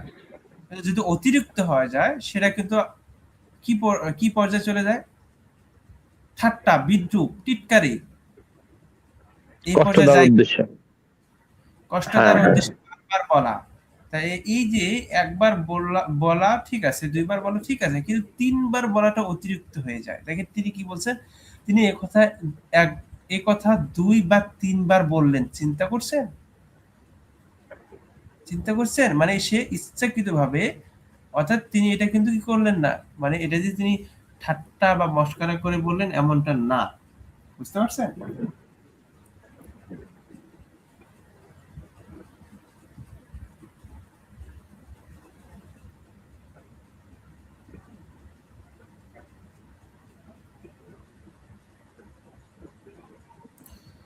এখন তখন আবু বকর রাদিয়াল্লাহু আনহু অনুমতি চেয়ে ঘরে ঢুকে গেলেন এবং আয়েশা রাদিয়াল্লাহু আনহা দেখে তেড়ে গিয়ে বললেন। দেখেন, তার মানে বিষয়টা বুঝতে পারছেন যে আসলে বিষয়টা রাসূল সাল্লাল্লাহু আলাইহি ওয়াসাল্লামকে অবশ্যই কষ্ট দেওয়ার মতোই ছিল।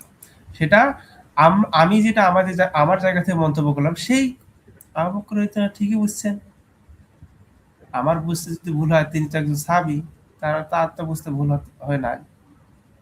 তার তো বুঝতে ভুল হয় নাই। তিনি কি করলেন দেখেন, তখন আবু বকর রাদিয়াল্লাহু আনহু অনুমতি চেয়ে ঘরে ঢুকে গেলেন এবং আয়েশা রাদিয়াল্লাহু আনহার দিকে তেড়ে গিয়ে বললেন, হে অমুকের কন্যা, আমি কি তোমার মুখে রাসূল সাল্লাল্লাহু আলাইহি ওয়াসাল্লাম উচ্চস্বরে কথা বলার শব্দ শুনছি? ধমক দিলেন। ধমক দিয়ে বলেছেন, হাদিসে সহিহ, সহিহ হাদিস। এখন আপনি চিন্তা করেন যে রাসূলের কথার উপর কথা বলবে, তার কর্মফল নিষ্ফল হয়ে যাবে, তার অবস্থান কোথায়? জাহান্নাম। এখন আপনি চিন্তা করেন, আমি বলতেছি না এভাবে তাকে ইন্ডিকেট করে, কিন্তু ইতিহাস এটা বলতেছে, ইতিহাস প্রমাণ করতেছে তার। আমার কিছু বলার নেই। এটা ফয়সালা আপনারা কি করবেন, এটার জবাব উজবুকরা কি দিবে সেটা উজবুকরাই ভালো জানে, আমি জানি না তারা এটা কি জবাব দিবে। কিন্তু ইতিহাস ভয়ঙ্কর ভাবে তার ব্যাপারে বলতেছে ইতিহাস।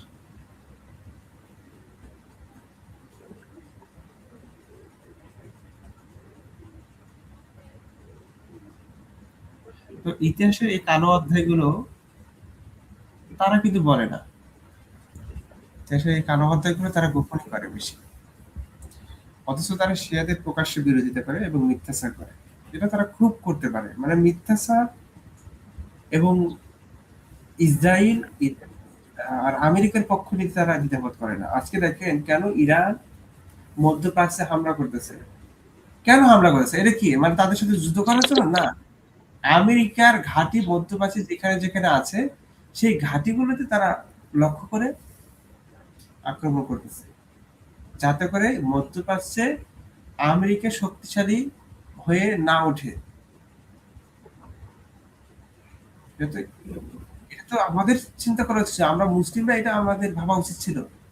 সেই মধ্যপ্রাচ্যের আরব কান্ট্রিগুলো নিয়ে কান্ট্রিগুলো ভাবা উচিত ছিল, যদি আমরা এখন তাদেরকে এখানে ঘাঁটি বসাতে দেই, তারা তো আমাদের উপর রাজত্ব করবে, আমাদের উপর জুলুম করবে। এক পর্যায়ে এমন দেখা যাবে যে আমাদের উপর তারা বড় ধরনের আক্রমণ করে বসতে পারে, সেখান থেকে ফিরে আসা আমাদের জন্য কঠিন হয়ে যাবে। এটা তো আমাদের বোঝা উচিত ছিল। আপনি ওই যে একটা কথা আছে না, আপনি কি করলেন, ওই শিয়ালের কাছে মুরগি দিলে, আমার একটা কথা আছে না, মানে বিড়ালের কাছে মাছ পহরা দেওয়ার মতো। বিষয়টা তো এরকমই। বলেন কিছু কাবির ভাই, যদি আপনার ঘুম যদি কম পেয়ে থাকে, জি বলেন।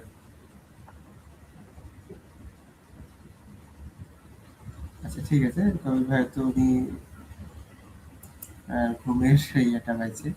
ঠিক আছে, কাবির ভাই আমি বলি, তাহলে দেখেন সূরা আন-নিসা আয়াত নাম্বার 136 কি বলা আছে। আহ, আমার এখানে লিখতে ভুলে গেছি, সূরা আন-নিসা 4 হবে, আমি এখানে 5 দিয়ে ফেলছি, লিখতে ভুলেছি। যাই হোক, এখানে সূরা আন-নিসার 136 এ বলছে, হে মুমিনগণ, তোমরা আল্লাহ তাহার রাসূলের যে তিনি যে কিতাব তাহার রাসূলের প্রতি অবতীর্ণ করিয়াছেন তাহাতে, এবং যে কিতাব তিনি পূর্বের অবতীর্ণ করিয়াছেন তাহাতে ঈমান আনো।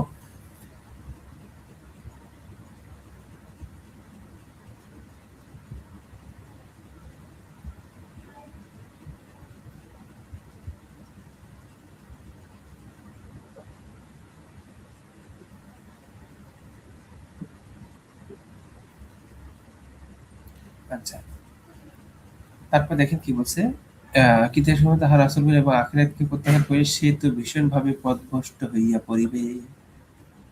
এখানে কি বলছে, আপনি যদি এখন এগুলোকে প্রত্যাখ্যান করেন ভাই, এখন যদি আপনি বলেন যে আমি রাসূলকে যদি অসম্মান করে ফেলি, তাহলে আমরা কি ভাই সঠিক পথে থাকবো? রাসূলকে যারা, রাসূলের নামে যারা মিথ্যাচার করেছে, মিথ্যা গল্প লিখেছে, এবং তাকে যারা অপমান অপদস্থ করার জন্য এই ধরনের ইতিহাস লিখে রেখেছে, তো তারা তো ভাই পথভ্রষ্ট, এবং তাদের অবস্থান কোথায়? এখন এগুলি নিয়ে যারা গর্ব, যেগুলোকে মানতে হবে, মানতে ভাই, তোরা মান। তোরা রাসূলকে অপমান করছিস, তোরা রাসূলের নামে মিথ্যা গল্প লিখছিস, লেখ। সেদিন হোয়াটসঅ্যাপ গ্রুপে কথা হচ্ছিল, দেখেন আমি বলেছি আমার আগামীকাল ডিউটি আছে, আমি বেশিক্ষণ থাকতে পারবো না, এই বিষয়টি নিয়ে অল্প সময়ের মধ্যে আমি চলে যাব। এখন আমাকে তারা বেঁধে রাখার জন্য, বা আমাকে তাদের ওইখানে এখন থাকতে হবে, এমন একটা প্ল্যান তারা করে রেখেছে। হ্যাঁ, মানে আমাকে দীর্ঘ সময় তাদের ওইখানে, তারপর আমাকে একটা কভার পড়াইছে, সেই জায়গায় রাখছে। তারা একটা আলোচনা করতেছিল যে আমাকে এই একই প্রশ্ন ভাই, কাবির ভাই আপনি আমার কথা কি শুনতেছেন? চিন্তা করেন ভাই, আমাকে প্রশ্ন করা হচ্ছে যে আপনি যে কোরআনটা পেয়েছেন, কিভাবে পেয়েছেন? এটা একটা গেল প্রশ্ন।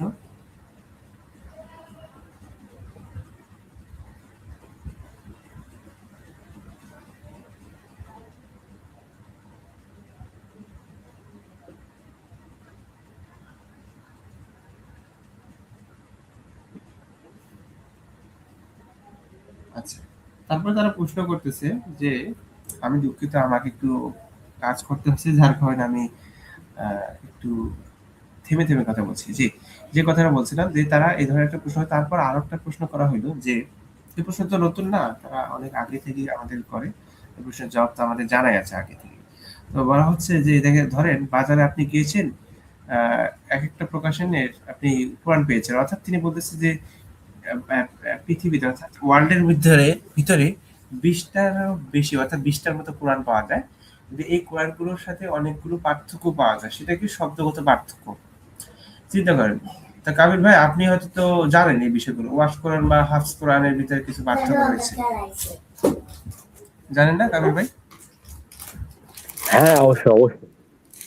আচ্ছা, তো ওয়াশ কোরআন এবং হাফস কোরআনের মধ্যে পার্থক্য এরকম যে, ধরেন ডোনাল্ড ট্রাম্পের ব্যাপারে সেই ওয়াশ কোরআনের ভিতরে আছে বলা, আর তার নামে কিছু কিচ্ছা কাহিনী লেখা আছে, এরকম। পার্থক্য রয়েছে, অর্থাৎ আমি বোঝাতে যাচ্ছি যে এরকম পার্থক্য আছে কিনা যে আকাশ পাতাল পার্থক্য, যেমন ধরেন সূরা একটা ভিন্ন সূরা প্রবেশ করা আছে, এরকম পার্থক্য আছে নাকি শব্দের কিছু পার্থক্য রয়েছে? বলেন তো আমাকে।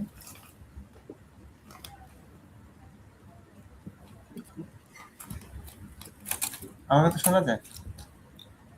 হ্যাঁ শুনতেছি ভাই, শুনতেছি, বলেন বলেন বলেন, শুনতেছি। আমি বলতেছিলাম যে হাফস কোরআন এবং ওয়াশ কোরআনের ভিতরে কি পার্থক্য আছে, মানে শব্দগত পার্থক্য নাকি একটা সূরা মিসিং বা এই সূরার বদলে অন্য একটা সূরা আছে এরকম? না দেখেন, বিষয়টা হচ্ছে এগুলো হচ্ছে আহরুফ আর কিরাত বুঝতে হবে। এগুলো নিয়ে আলোচনা করলে আপনাকে হোমোনিম আমি বুঝতে হবে, ফোনিম বুঝতে হবে, হোমোফোন বুঝতে হবে, এটা লিঙ্গুইস্টিক অ্যানালাইসিসে যাইতে হবে। তো ওইদিকে আমি যাব না। আম, না, আমি খালি জাস্ট এটা প্রশ্ন আমি করলাম কাবিল ভাই, আমি খালি জাস্ট এটা প্রশ্ন করলাম যে কি ধরনের পার্থক্য রয়েছে, মানে কোনো শব্দের পার্থক্য রয়েছে, মানে উচ্চারণের ক্ষেত্রে পার্থক্য আচ্ছা নাকি? আমি বুঝাচ্ছি, পার্থক্যটা বুঝাচ্ছি আমি। পার্থক্য সব রকমই আছে, কিন্তু সেগুলো দেখেন আমি বলি, ধরেন কুমিল্লা, হ্যাঁ, কুমিল্লার বানান দুই ভাবে লিখলে কি জেলা দুইটা হয়ে যায় ভাই? মানে আমি আমি কুমিল্লা লিখলাম ইংরেজিতে কে দিয়ে, আপনি লিখলেন সি দিয়ে, তাতে কি কুমিল্লা দুইটা হয়ে গেছে? তাতে কি কোরআন দুইটা হয়েছে? মানে কোরআন ধরেন আমি বাংলায় অনুবাদ লিখলাম, আপনি কোরআনের আরবিটা লিখলেন বা উল্টাটা, তো তাতে কি কোরআন দুইটা হয়ে গেল? মানে বুঝছেন আমার কথাটা? না, কোরআন তো ভাই একটাই, কোরআন একটাই। কোরআনের সাতটা আরফ আছে, 10টা কিরাত আছে। এখন এগুলোর উৎপত্তি যারা দাবি করে হাদিস থেকে, তারা সেটা দেখাবে, সেটা দায়ভার তাদের, বারের অফ প্রুফ। এটা আপনার না, আপনার না, সেটা আপনার না। আপনি কেন ঘাড়ে নেন? আপনি এই প্রশ্নের উত্তর কেন দেন? ধরেন যে জিনিসটা বেশি সংরক্ষিত, সেই জিনিসটা, হ্যাঁ, যে- বলি, যে জিনিসটা কম সংরক্ষিত, সেই জিনিসটা তারা ব্যাখ্যা দিবে বা দায়ভার তাদের। এখন বার্ডেন অফ প্রুফ যারা লজিক বোঝে না, তাদের সাথে তো আসলে কথা, মানে এইসব বিষয়ে তর্ক করাটাও মানে ঠিক বোকামি। না, আহম্মকের আমি সাথে তর্ক হয় না। দেখেন, আমি একটা কথা বলি, কোরআনে তো সূরা হিজরের 9 নম্বর আয়াতে আল্লাহ স্পষ্ট করে দিয়েছেন, তাই না? আমরা তো এখানে যে আয়াত, আল্লাহর আয়াতের উপর যদি আমরা বিশ্বাস রাখি তাহলে আমরা এই ধরনের চিন্তা আনতে পারি না, এই ধরনের কথা বলতেই পারি না যে না, একটা বিষয় আপনার হিজরের নয়, জিকির দেখেন, জিকির তো মুসা নবীকেও দিচ্ছে। জিকির বলতে আল্লাহ যে কোরআনটাকে সংরক্ষণ করবে, এটাও কিন্তু আল্লাহ বলে নাই। সত্যি সত্যি কথা যেটা, আল্লাহ বলছে যে মনে করেন এটা মানুষের মেমোরিতে সংরক্ষণ। জিকির অর্থ মেমোরি, মুখস্থ মানুষ যতটুকু মনে রাখতে পারে সেটা, সেটার কথা বলছে, বুঝছেন? জিকির অর্থ হচ্ছে মেমোরি, মনে রাখা, রিমাইন্ডার। ঠিক আছে? তা এখন আল্লাহ মানে ডাইরেক্টলি, আমি যে আল্লাহ যে সংরক্ষণ করবে, এই কথাটা আল্লাহ ডাইরেক্টলি বলে নাই, ইনডাইরেক্টলি বলছে, ঘুরাইয়া বলছে আর কি। মানে এই যে ঘুরাইয়া যে বলছে, এই জায়গাতে তো অনেকে সংশয় পড়ে যায় আর কি। আচ্ছা বলেন।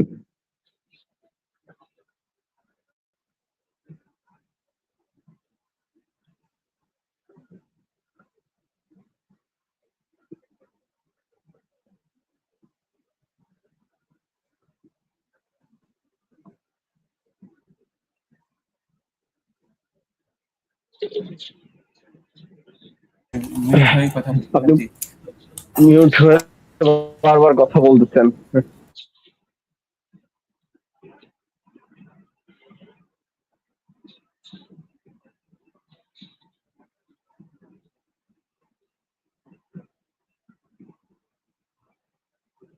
আমারও মনে হয় মিউট হয়ে কথা বলতেছেন।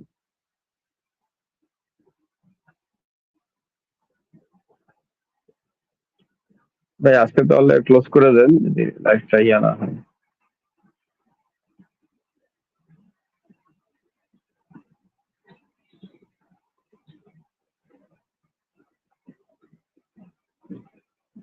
শোনা যাচ্ছে না, কিছু শোনা যাচ্ছে না ভাইয়া। ভাই আমি আহ, মিউটে ছিলাম, বুঝছেন? আমার একজন গেস্ট আসছে, বুঝছেন, এই জন্য আর কি মিউটে ছিলাম।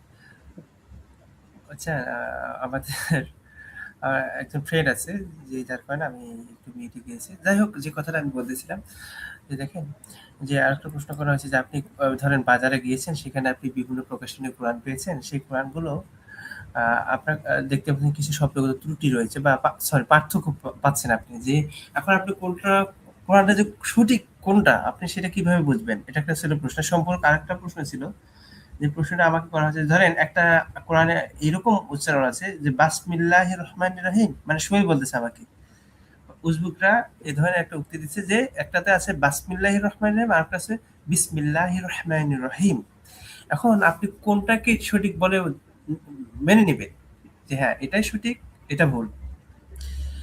আমি তখন উত্তর দিতে যাব, বারবার আমাকে ইন্টারপ্রেট, ওরা ভালো করে বুঝে গেছে আমার কাছে উত্তরটা আছে। এই উত্তরটা বেশি বড় না, সহজভাবে দেখা যায়। এখন দেখেন বারবার তারা এই একই প্রশ্নটা ঘুরে ফিরে আমার সময়টা ওই কিভাবে লস করা যায় সেটা একটা তারা পায়তারা করতেছে। আর আমি দেখলাম যে এখানে আমার উত্তর তারা শুনতে চায় না। এরা আমাকে এখানে আমার সাথে ঠাট্টা বিদ্রুপ মজা করতেছে। আর আমার মেজাজটা গরম হচ্ছে যে আমার এতক্ষণ সময় ধরে থাকা আমার পক্ষে তো সম্ভব না। ওরা তো চেষ্টা করছে আমাকে রাখার জন্য, কিন্তু আমার তো আগামীকাল ডিউটি আছে, এটা বুঝতে হবে। আমি তো আমার এই ধরনের উজবেকদের সাথে মাতলামি করে তো দরকার নাই। উজবেকদের সাথে মানে উজবেকদের সেখানে থাকলে আপনার অটোমেটিকলি আপনার উল্টাপাল্টা কথা চলে আসবে, গালিগালাজ চলে আসবে, এটা চলেই আসবে। কারণ কি এদের মন মানসিকতা আপনাকে ড্রামা, ওখানে তারা ড্রামা সাজিয়ে রাখছে যে আপনাকে কিভাবে চেতানো যায়। এটা আমি স্ক্রিন ভিডিও করব বা রেকর্ড করব, এটা আমি ছাড়বো। এই প্ল্যান কিন্তু থাকে উজবেকদের, মানে শয়তানের কাজ কি সেটা তো বুঝেন, শয়তানের কাজ শয়তানি করা। তো ওরা হচ্ছে ড্রামা বাসাতে করতেছিল। তা আমি সেখান থেকে চলে আসি, ভাই দরকার আমি বলছি যে এটা তোদেরকে আর মৌখিক ভাবে কোনো উত্তর দেওয়া হবে না, লিখিত উত্তর দেবো। তো এখন যে উত্তরটা আমি দিই যে তারা যখন বললো যে ধরেন বাসমিল্লাহির রহমান রহিম বিসমিল্লাহির রহমান কোনটা সঠিক, আল্লাহ বার বলছে আমি আরবি ভাষায় কোরআন নাজিল করেছি।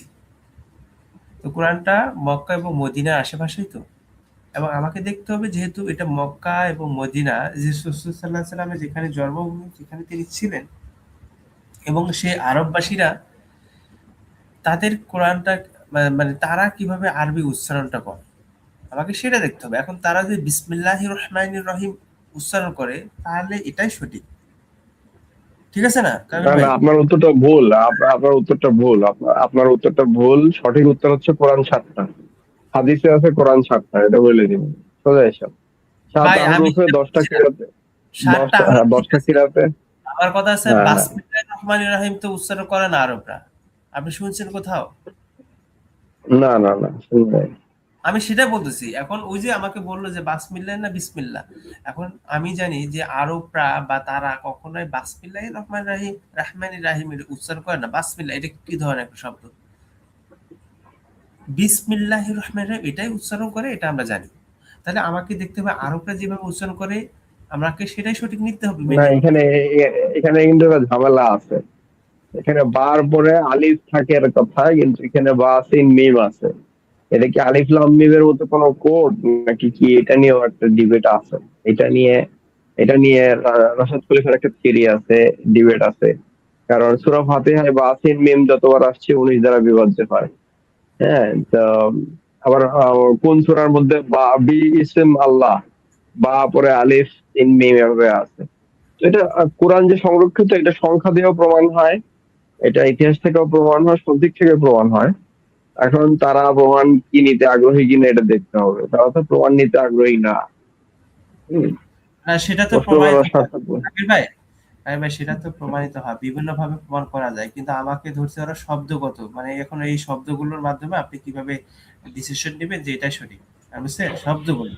তা আমার জায়গাতে আমি এটা উত্তর দিয়েছিলাম। তো এই উত্তরটা তো কোনো, আমি মনে করি না যে এটা ভুল, কিন্তু এই উত্তরটা তারা শোনার পর যে হতভম্ব হয়ে গেছে আর কোনো তাদের মুখ দিয়ে কোনো কথা আসে না, সেটা আমি বুঝতে পারছিলাম।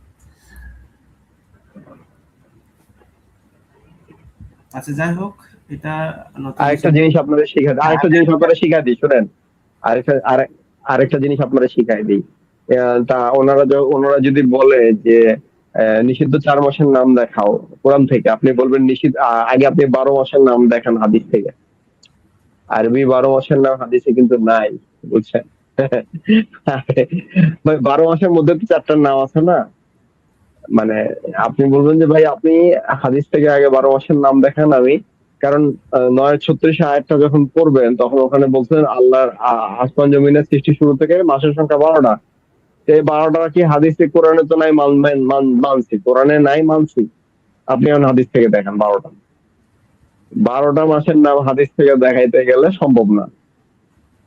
আগে 12টা দেখাবে, তারপর আপনি 4টা দেখাবেন, 4টা নাম বলবেন, এই তো ব্যাস আটকে গেল শেষ। এই কিছু কিছু ট্রিক শিখতে হয় ভাই, এইসব ওনাদের সাথে এগুলো তর্ক কইরা পারবেন না, কারণ আমাদের শত্রু ভাই অনেক। নাস্তিকরা শত্রু, আহলে হাদিসও শত্রু, হ্যাঁ, তারপর হানাফিও শত্রু, তারপরে ইহুদি খ্রিস্টান সবাই শত্রু। এত শত্রুর মাঝখানে আপনি টিকতে পারবেন না। সবার সাথে শত্রুতামি করাটা বোকামি। কারোর সাথেই শত্রুতামি করার দরকার নেই ভাই, আমরা নিজেদের মতো আছি, কোরআন গবেষণা করি এই এতে। আর আমরা তো হাদিস এমনি তো মানি, হাদিস আমরা তাদের থেকে বেশি মানি ভাই। হাদিস গবেষণা করি, তাহকিক করি, আচ্ছা হাদিসের উসুল আচ্ছা নিয়ে আমির ভাই, পড়ালেখা করি। হ্যাঁ, আমির ভাই, আচ্ছা এখন দেখেন আমি একটু কথা বলি। আহ, আর হাদিসে আছে জিলকদ জিলহজ, জিলকদের পর জিলহজ, তাই না? জিলহজের পর কি মহরম? হুম, আমার কথা শোনা যায়? হ্যাঁ, মহরম, হ্যাঁ জিলহজের পরে মহরম, তারপর সফর। বলেন। সফর, তারপর সফর, কিন্তু রজব এখানে ধরা হচ্ছে, রজবকে ধরা হচ্ছে, মানে এক সাত তিন 11 মাস। 12 ওদের হচ্ছে এক সাত 11 12। ওদের নিষিদ্ধ মাস হচ্ছে 1 নম্বরটা, 7 নম্বরটা, 11 12। 11 12 হচ্ছে গিয়া আহ জিলকদ, এই জিলহজ, জিলকদ কিভাবে এক মাস হয়? জিলকদ আর না না না জিলহজ। জিলকদ, হ্যাঁ। না, ওদের ওদের আমি বলি, ওদের তিন, মানে 4টা মাসের মধ্যে জিলকদ জিলহজ এটা তো পাশাপাশি। আমি হুম। এখন দেখেন, সফর হচ্ছে 2 নাম্বার, 2 নাম্বার, মহরম, সফর। ঠিকই তো আছে ভাই, এটা তো পাশাপাশি ভাই, ঠিকই তো আছে। জিলকদ জিলহজ, কিভাবে মহরম, ঠিকই তো আছে ভাই। জিলকদ কোন কোন হাদিসে আছে দেখান আমারে হাদিস। ও, আমি তো পড়ছি 1 7 11 12। আমি বলি ওরা হচ্ছে রজব, রজব হচ্ছে নিষিদ্ধ, বলি শুনেন, রজব নিষিদ্ধ বলতেছে হাদিসে।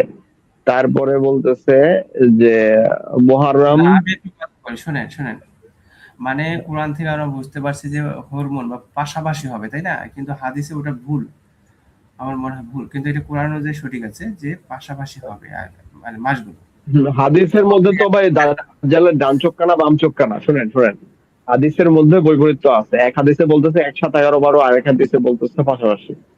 হ্যাঁ, তো এখন ওনারা তো নিজেরাও জানে না যে কোনটা ইয়া।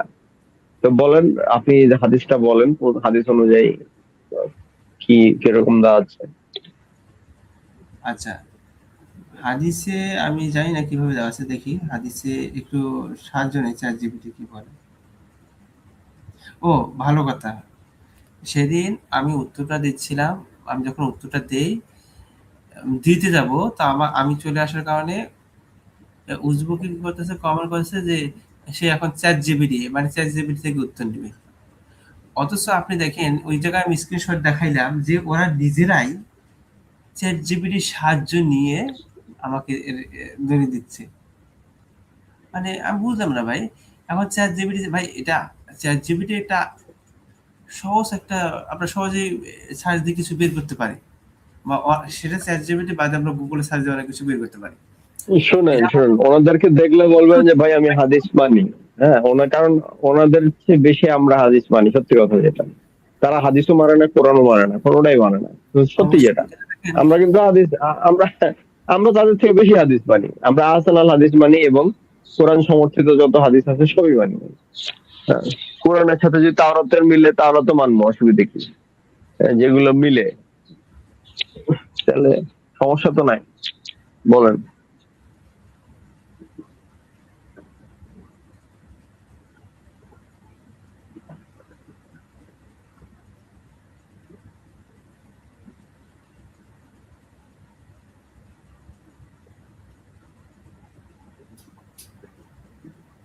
হ্যাঁ, যে কথাটা বলতেছিলাম দেখেন, যে আচ্ছা আমি এটা একটু দেখি সার্চ দিয়ে, মানে আসে কিনা হাদিসে। কিভাবে বলা আছে। হাদিস নাম্বার তো আমার মনে নেই, 4 মাসে কিভাবে হাদিসে আছে। এই জন্য সার্চ দিয়ে বের করতে হবে।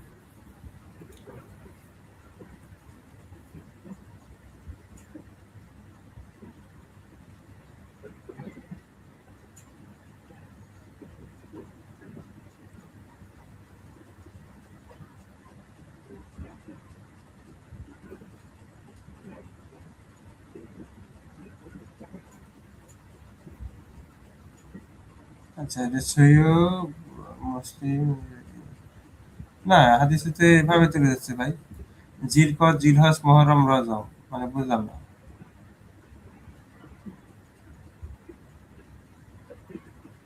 মহরমের পরে সফর কিভাবে হয়? রজবটা আলাদা করছে আর কি, তিনটা একসাথে, রজবটা আলাদা। মহরমের পরে আছে সফর, ঠিক তারপরে আছে। আছে রজবটা হ্যাঁ যে মহরমের পরে আছে সফর। আরে ভাই শুনেন শুনেন, 11-12 হচ্ছে জিলকদ, জিলকদ জিলহাজ। বছর শুরু হয় মহরম দিয়ে, তারপরে হয় হচ্ছে গিয়ে রবিউল আউয়াল। হ্যাঁ, মহরমের পরে হয় সফর, সফরের পরে হয় রবিউল আউয়াল, রবিউল সানি, তারপরে তারপরে জমাদিউল আউয়াল, জমাদিউল সানি, তারপরে রজব। রজবটা হ্যাঁ, আলাদা। এখানে তো রজব রজব হয় না, সাত, এখানে তো রজব হবে না, রজব তো হবে রজব না। 7 নম্বরে, রজব 7 নম্বরে। হ্যাঁ, তাহলে সাত তো এখানে নম্বরে রজব মানে 11-12 1-7। আর 11-12 1-7, আমি তো শুরুতেই বললাম 1-7 11-12, 11-12 1-7, 11-12 আর 1 হচ্ছে পাশাপাশি। আর রজবটা আলাদা, রজবটা আলাদা। ভাই হ্যাঁ, আমার ক্যালেন্ডার নিয়ে আমার সবচেয়ে বেশি কাজ করা আছে, এটা আমি আমি মুখস্থ, কোন মাসের তাহলে পরে কোন মাস কেমনে কি। সেই জায়গা থেকে তো হিসাব করলে রজবটা হবে না, তো পাশাপাশি হবে, তাই না? আমি বললাম কিভাবে 7 নাম্বারটা কিভাবে, আমি তো এটা বুঝি না ভাই। এখানে তিনটা তিনটা যদি একসাথে রজব হয়, সাত তাহলে নম্বর রজব কি করে হয়? আরে সাত আপনি নাম্বার সার দেন না, আরবি 12 মাসে 7 নম্বরে রজব, 1 নম্বরে হচ্ছে মহরম। হ্যাঁ, আমি পেয়েছি না ভাই, এক আমি নাম্বার, পেয়েছি।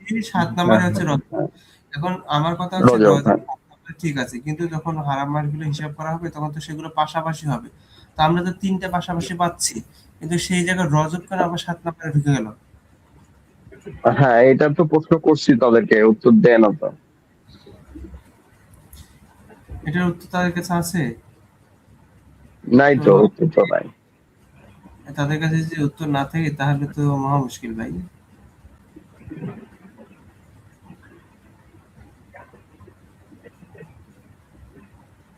কোরআনে তো আছে ভাই, নবী যে ক্যালেন্ডার ব্যবহার করছে সেটা তো কোরআনে স্পষ্ট নাই এইভাবে। আর যদি গবেষণা করে বলতেই হয় তাহলে বলতে হবে যে সূর্যের বা ইহুদিদের যেটা ছিল লুনিসলা সেটা। হ্যাঁ, এখন এগুলো বললে তো আবার হ্যাঁ সমস্যা হয়ে যায়। নাসি, নাসি অর্থ কি জানেন? নাসি অর্থ হচ্ছে গিয়া মাসের নামের সাথে সিজনের কানেকশনটা ভুলে যাওয়া। নাসি অর্থ ভুলে যাওয়া, মানে 11 দিন করে পিছায় না চাঁদের ক্যালেন্ডার, এই যার কারণে মাসগুলোর সাথে সিজনের কানেকশনটা মানুষ ভুলে যায় আস্তে আস্তে। হ্যাঁ, তো তখন নিষিদ্ধ মাসও আগে পিছিয়ে হয়ে যায়। মানে 9-37 পড়লেই বুঝবেন আল্লাহ যে মাসটাকে হারাম করছে সেই মাসটা হালাল হয়ে যায়। মাস যদি পিছায় যায়, নিষিদ্ধ 4 মাস সঠিক সিজনে না থাকে, তা আল্লাহ যেটাকে হারাম করছে সেটাকে হালাল হয়ে যাবে একটা সময়, আবার আগে জায়গায় ফিরে আসতে 33 বছর লাগবে। 365 / 10.87 আপনি ভাগ করলে আসে 33, 33.5 বছর লাগে এই সঠিক জায়গায় ফিরে আসতে। তো এই যে ড্রিফটিং হয়, লুনার ড্রিফটিং, এটাকে বলে লুনিসোলার ড্রিফটিং বলে আর কি। এই ড্রিফটিংটাই হচ্ছে নাসি।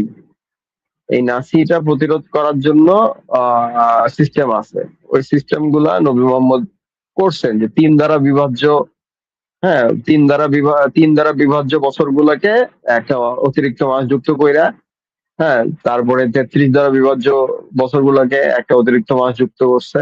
এ ধরনের কিছু নিয়ম ইহুদিরা ফলো করতো, সেটা নবীও ফলো করছে। ঐতিহাসিক ভাবে প্রমাণিত এটা। পরবর্তীতে ওমর এসে ক্যালেন্ডারটা পরিবর্তন করে দিচ্ছে, যার কারণে শিয়ারা তার গালি দেয়, ওমরে গালি দেয় যে নবীর কোনো কিছুই সে মানে নাই, বিদাত চালু করছে, 3 তালাকের বিদাত, তারপরে আপনার ইয়ার বিদাত, এই ক্যালেন্ডারের বিদাত, তারপরে হম তারাবির বিদাত, হম বিভিন্ন জিনিস সে চালু করছে যেটা নবী কোনো অথরিটি দেয় নাই। তারপরে মুতাবিবাহ, হম মুতাবিবাহ নবী রহিত করা যায় নাই, ওমর করে দিতে রহিত। ঠিক আছে, তো এই বিষয়গুলা নিয়ে সুন্নি শিয়াদের মধ্যে মারামারি। এবং সুন্নি শিয়া ব্লাড বাথ হচ্ছে, হবে, এটা থামানোর কোনো সম্ভাবনা বা পদ্ধতি নাই এটার।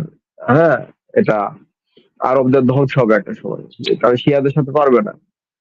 আরব রাষ্ট্র একটা একটা করে পতন হবে।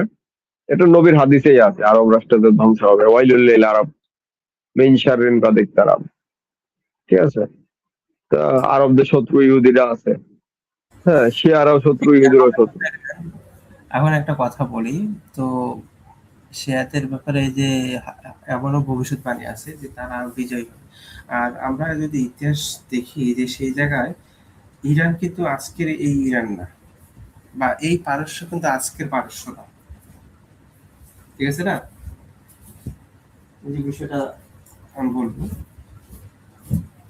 তো এই আজকে এই পারস্য না, যে পারস্য কিন্তু অনেক আগে থেকেই এই যুদ্ধ যুদ্ধ খেলা কিন্তু খেলে আসতেছে। আর এখনো অব্দি তারা কিন্তু সেই যুদ্ধে কিন্তু এখনো তারা আছে। শীত করতেছে।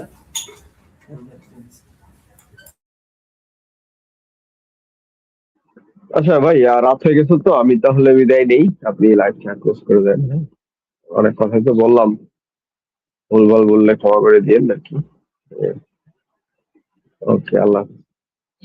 জি, তাহলে ঠিক আছে, তাহলে লাইভটা শেষই করে ফেলে আজকে অবধি থাকি। তো যেহেতু এটা প্রথম পর্ব, আমরা দ্বিতীয় পর্ব আবার নিয়ে আসবো। যদি আল্লাহ করেন, ভালো থাকেন। হামিদ ভাই, ঠিক আছে।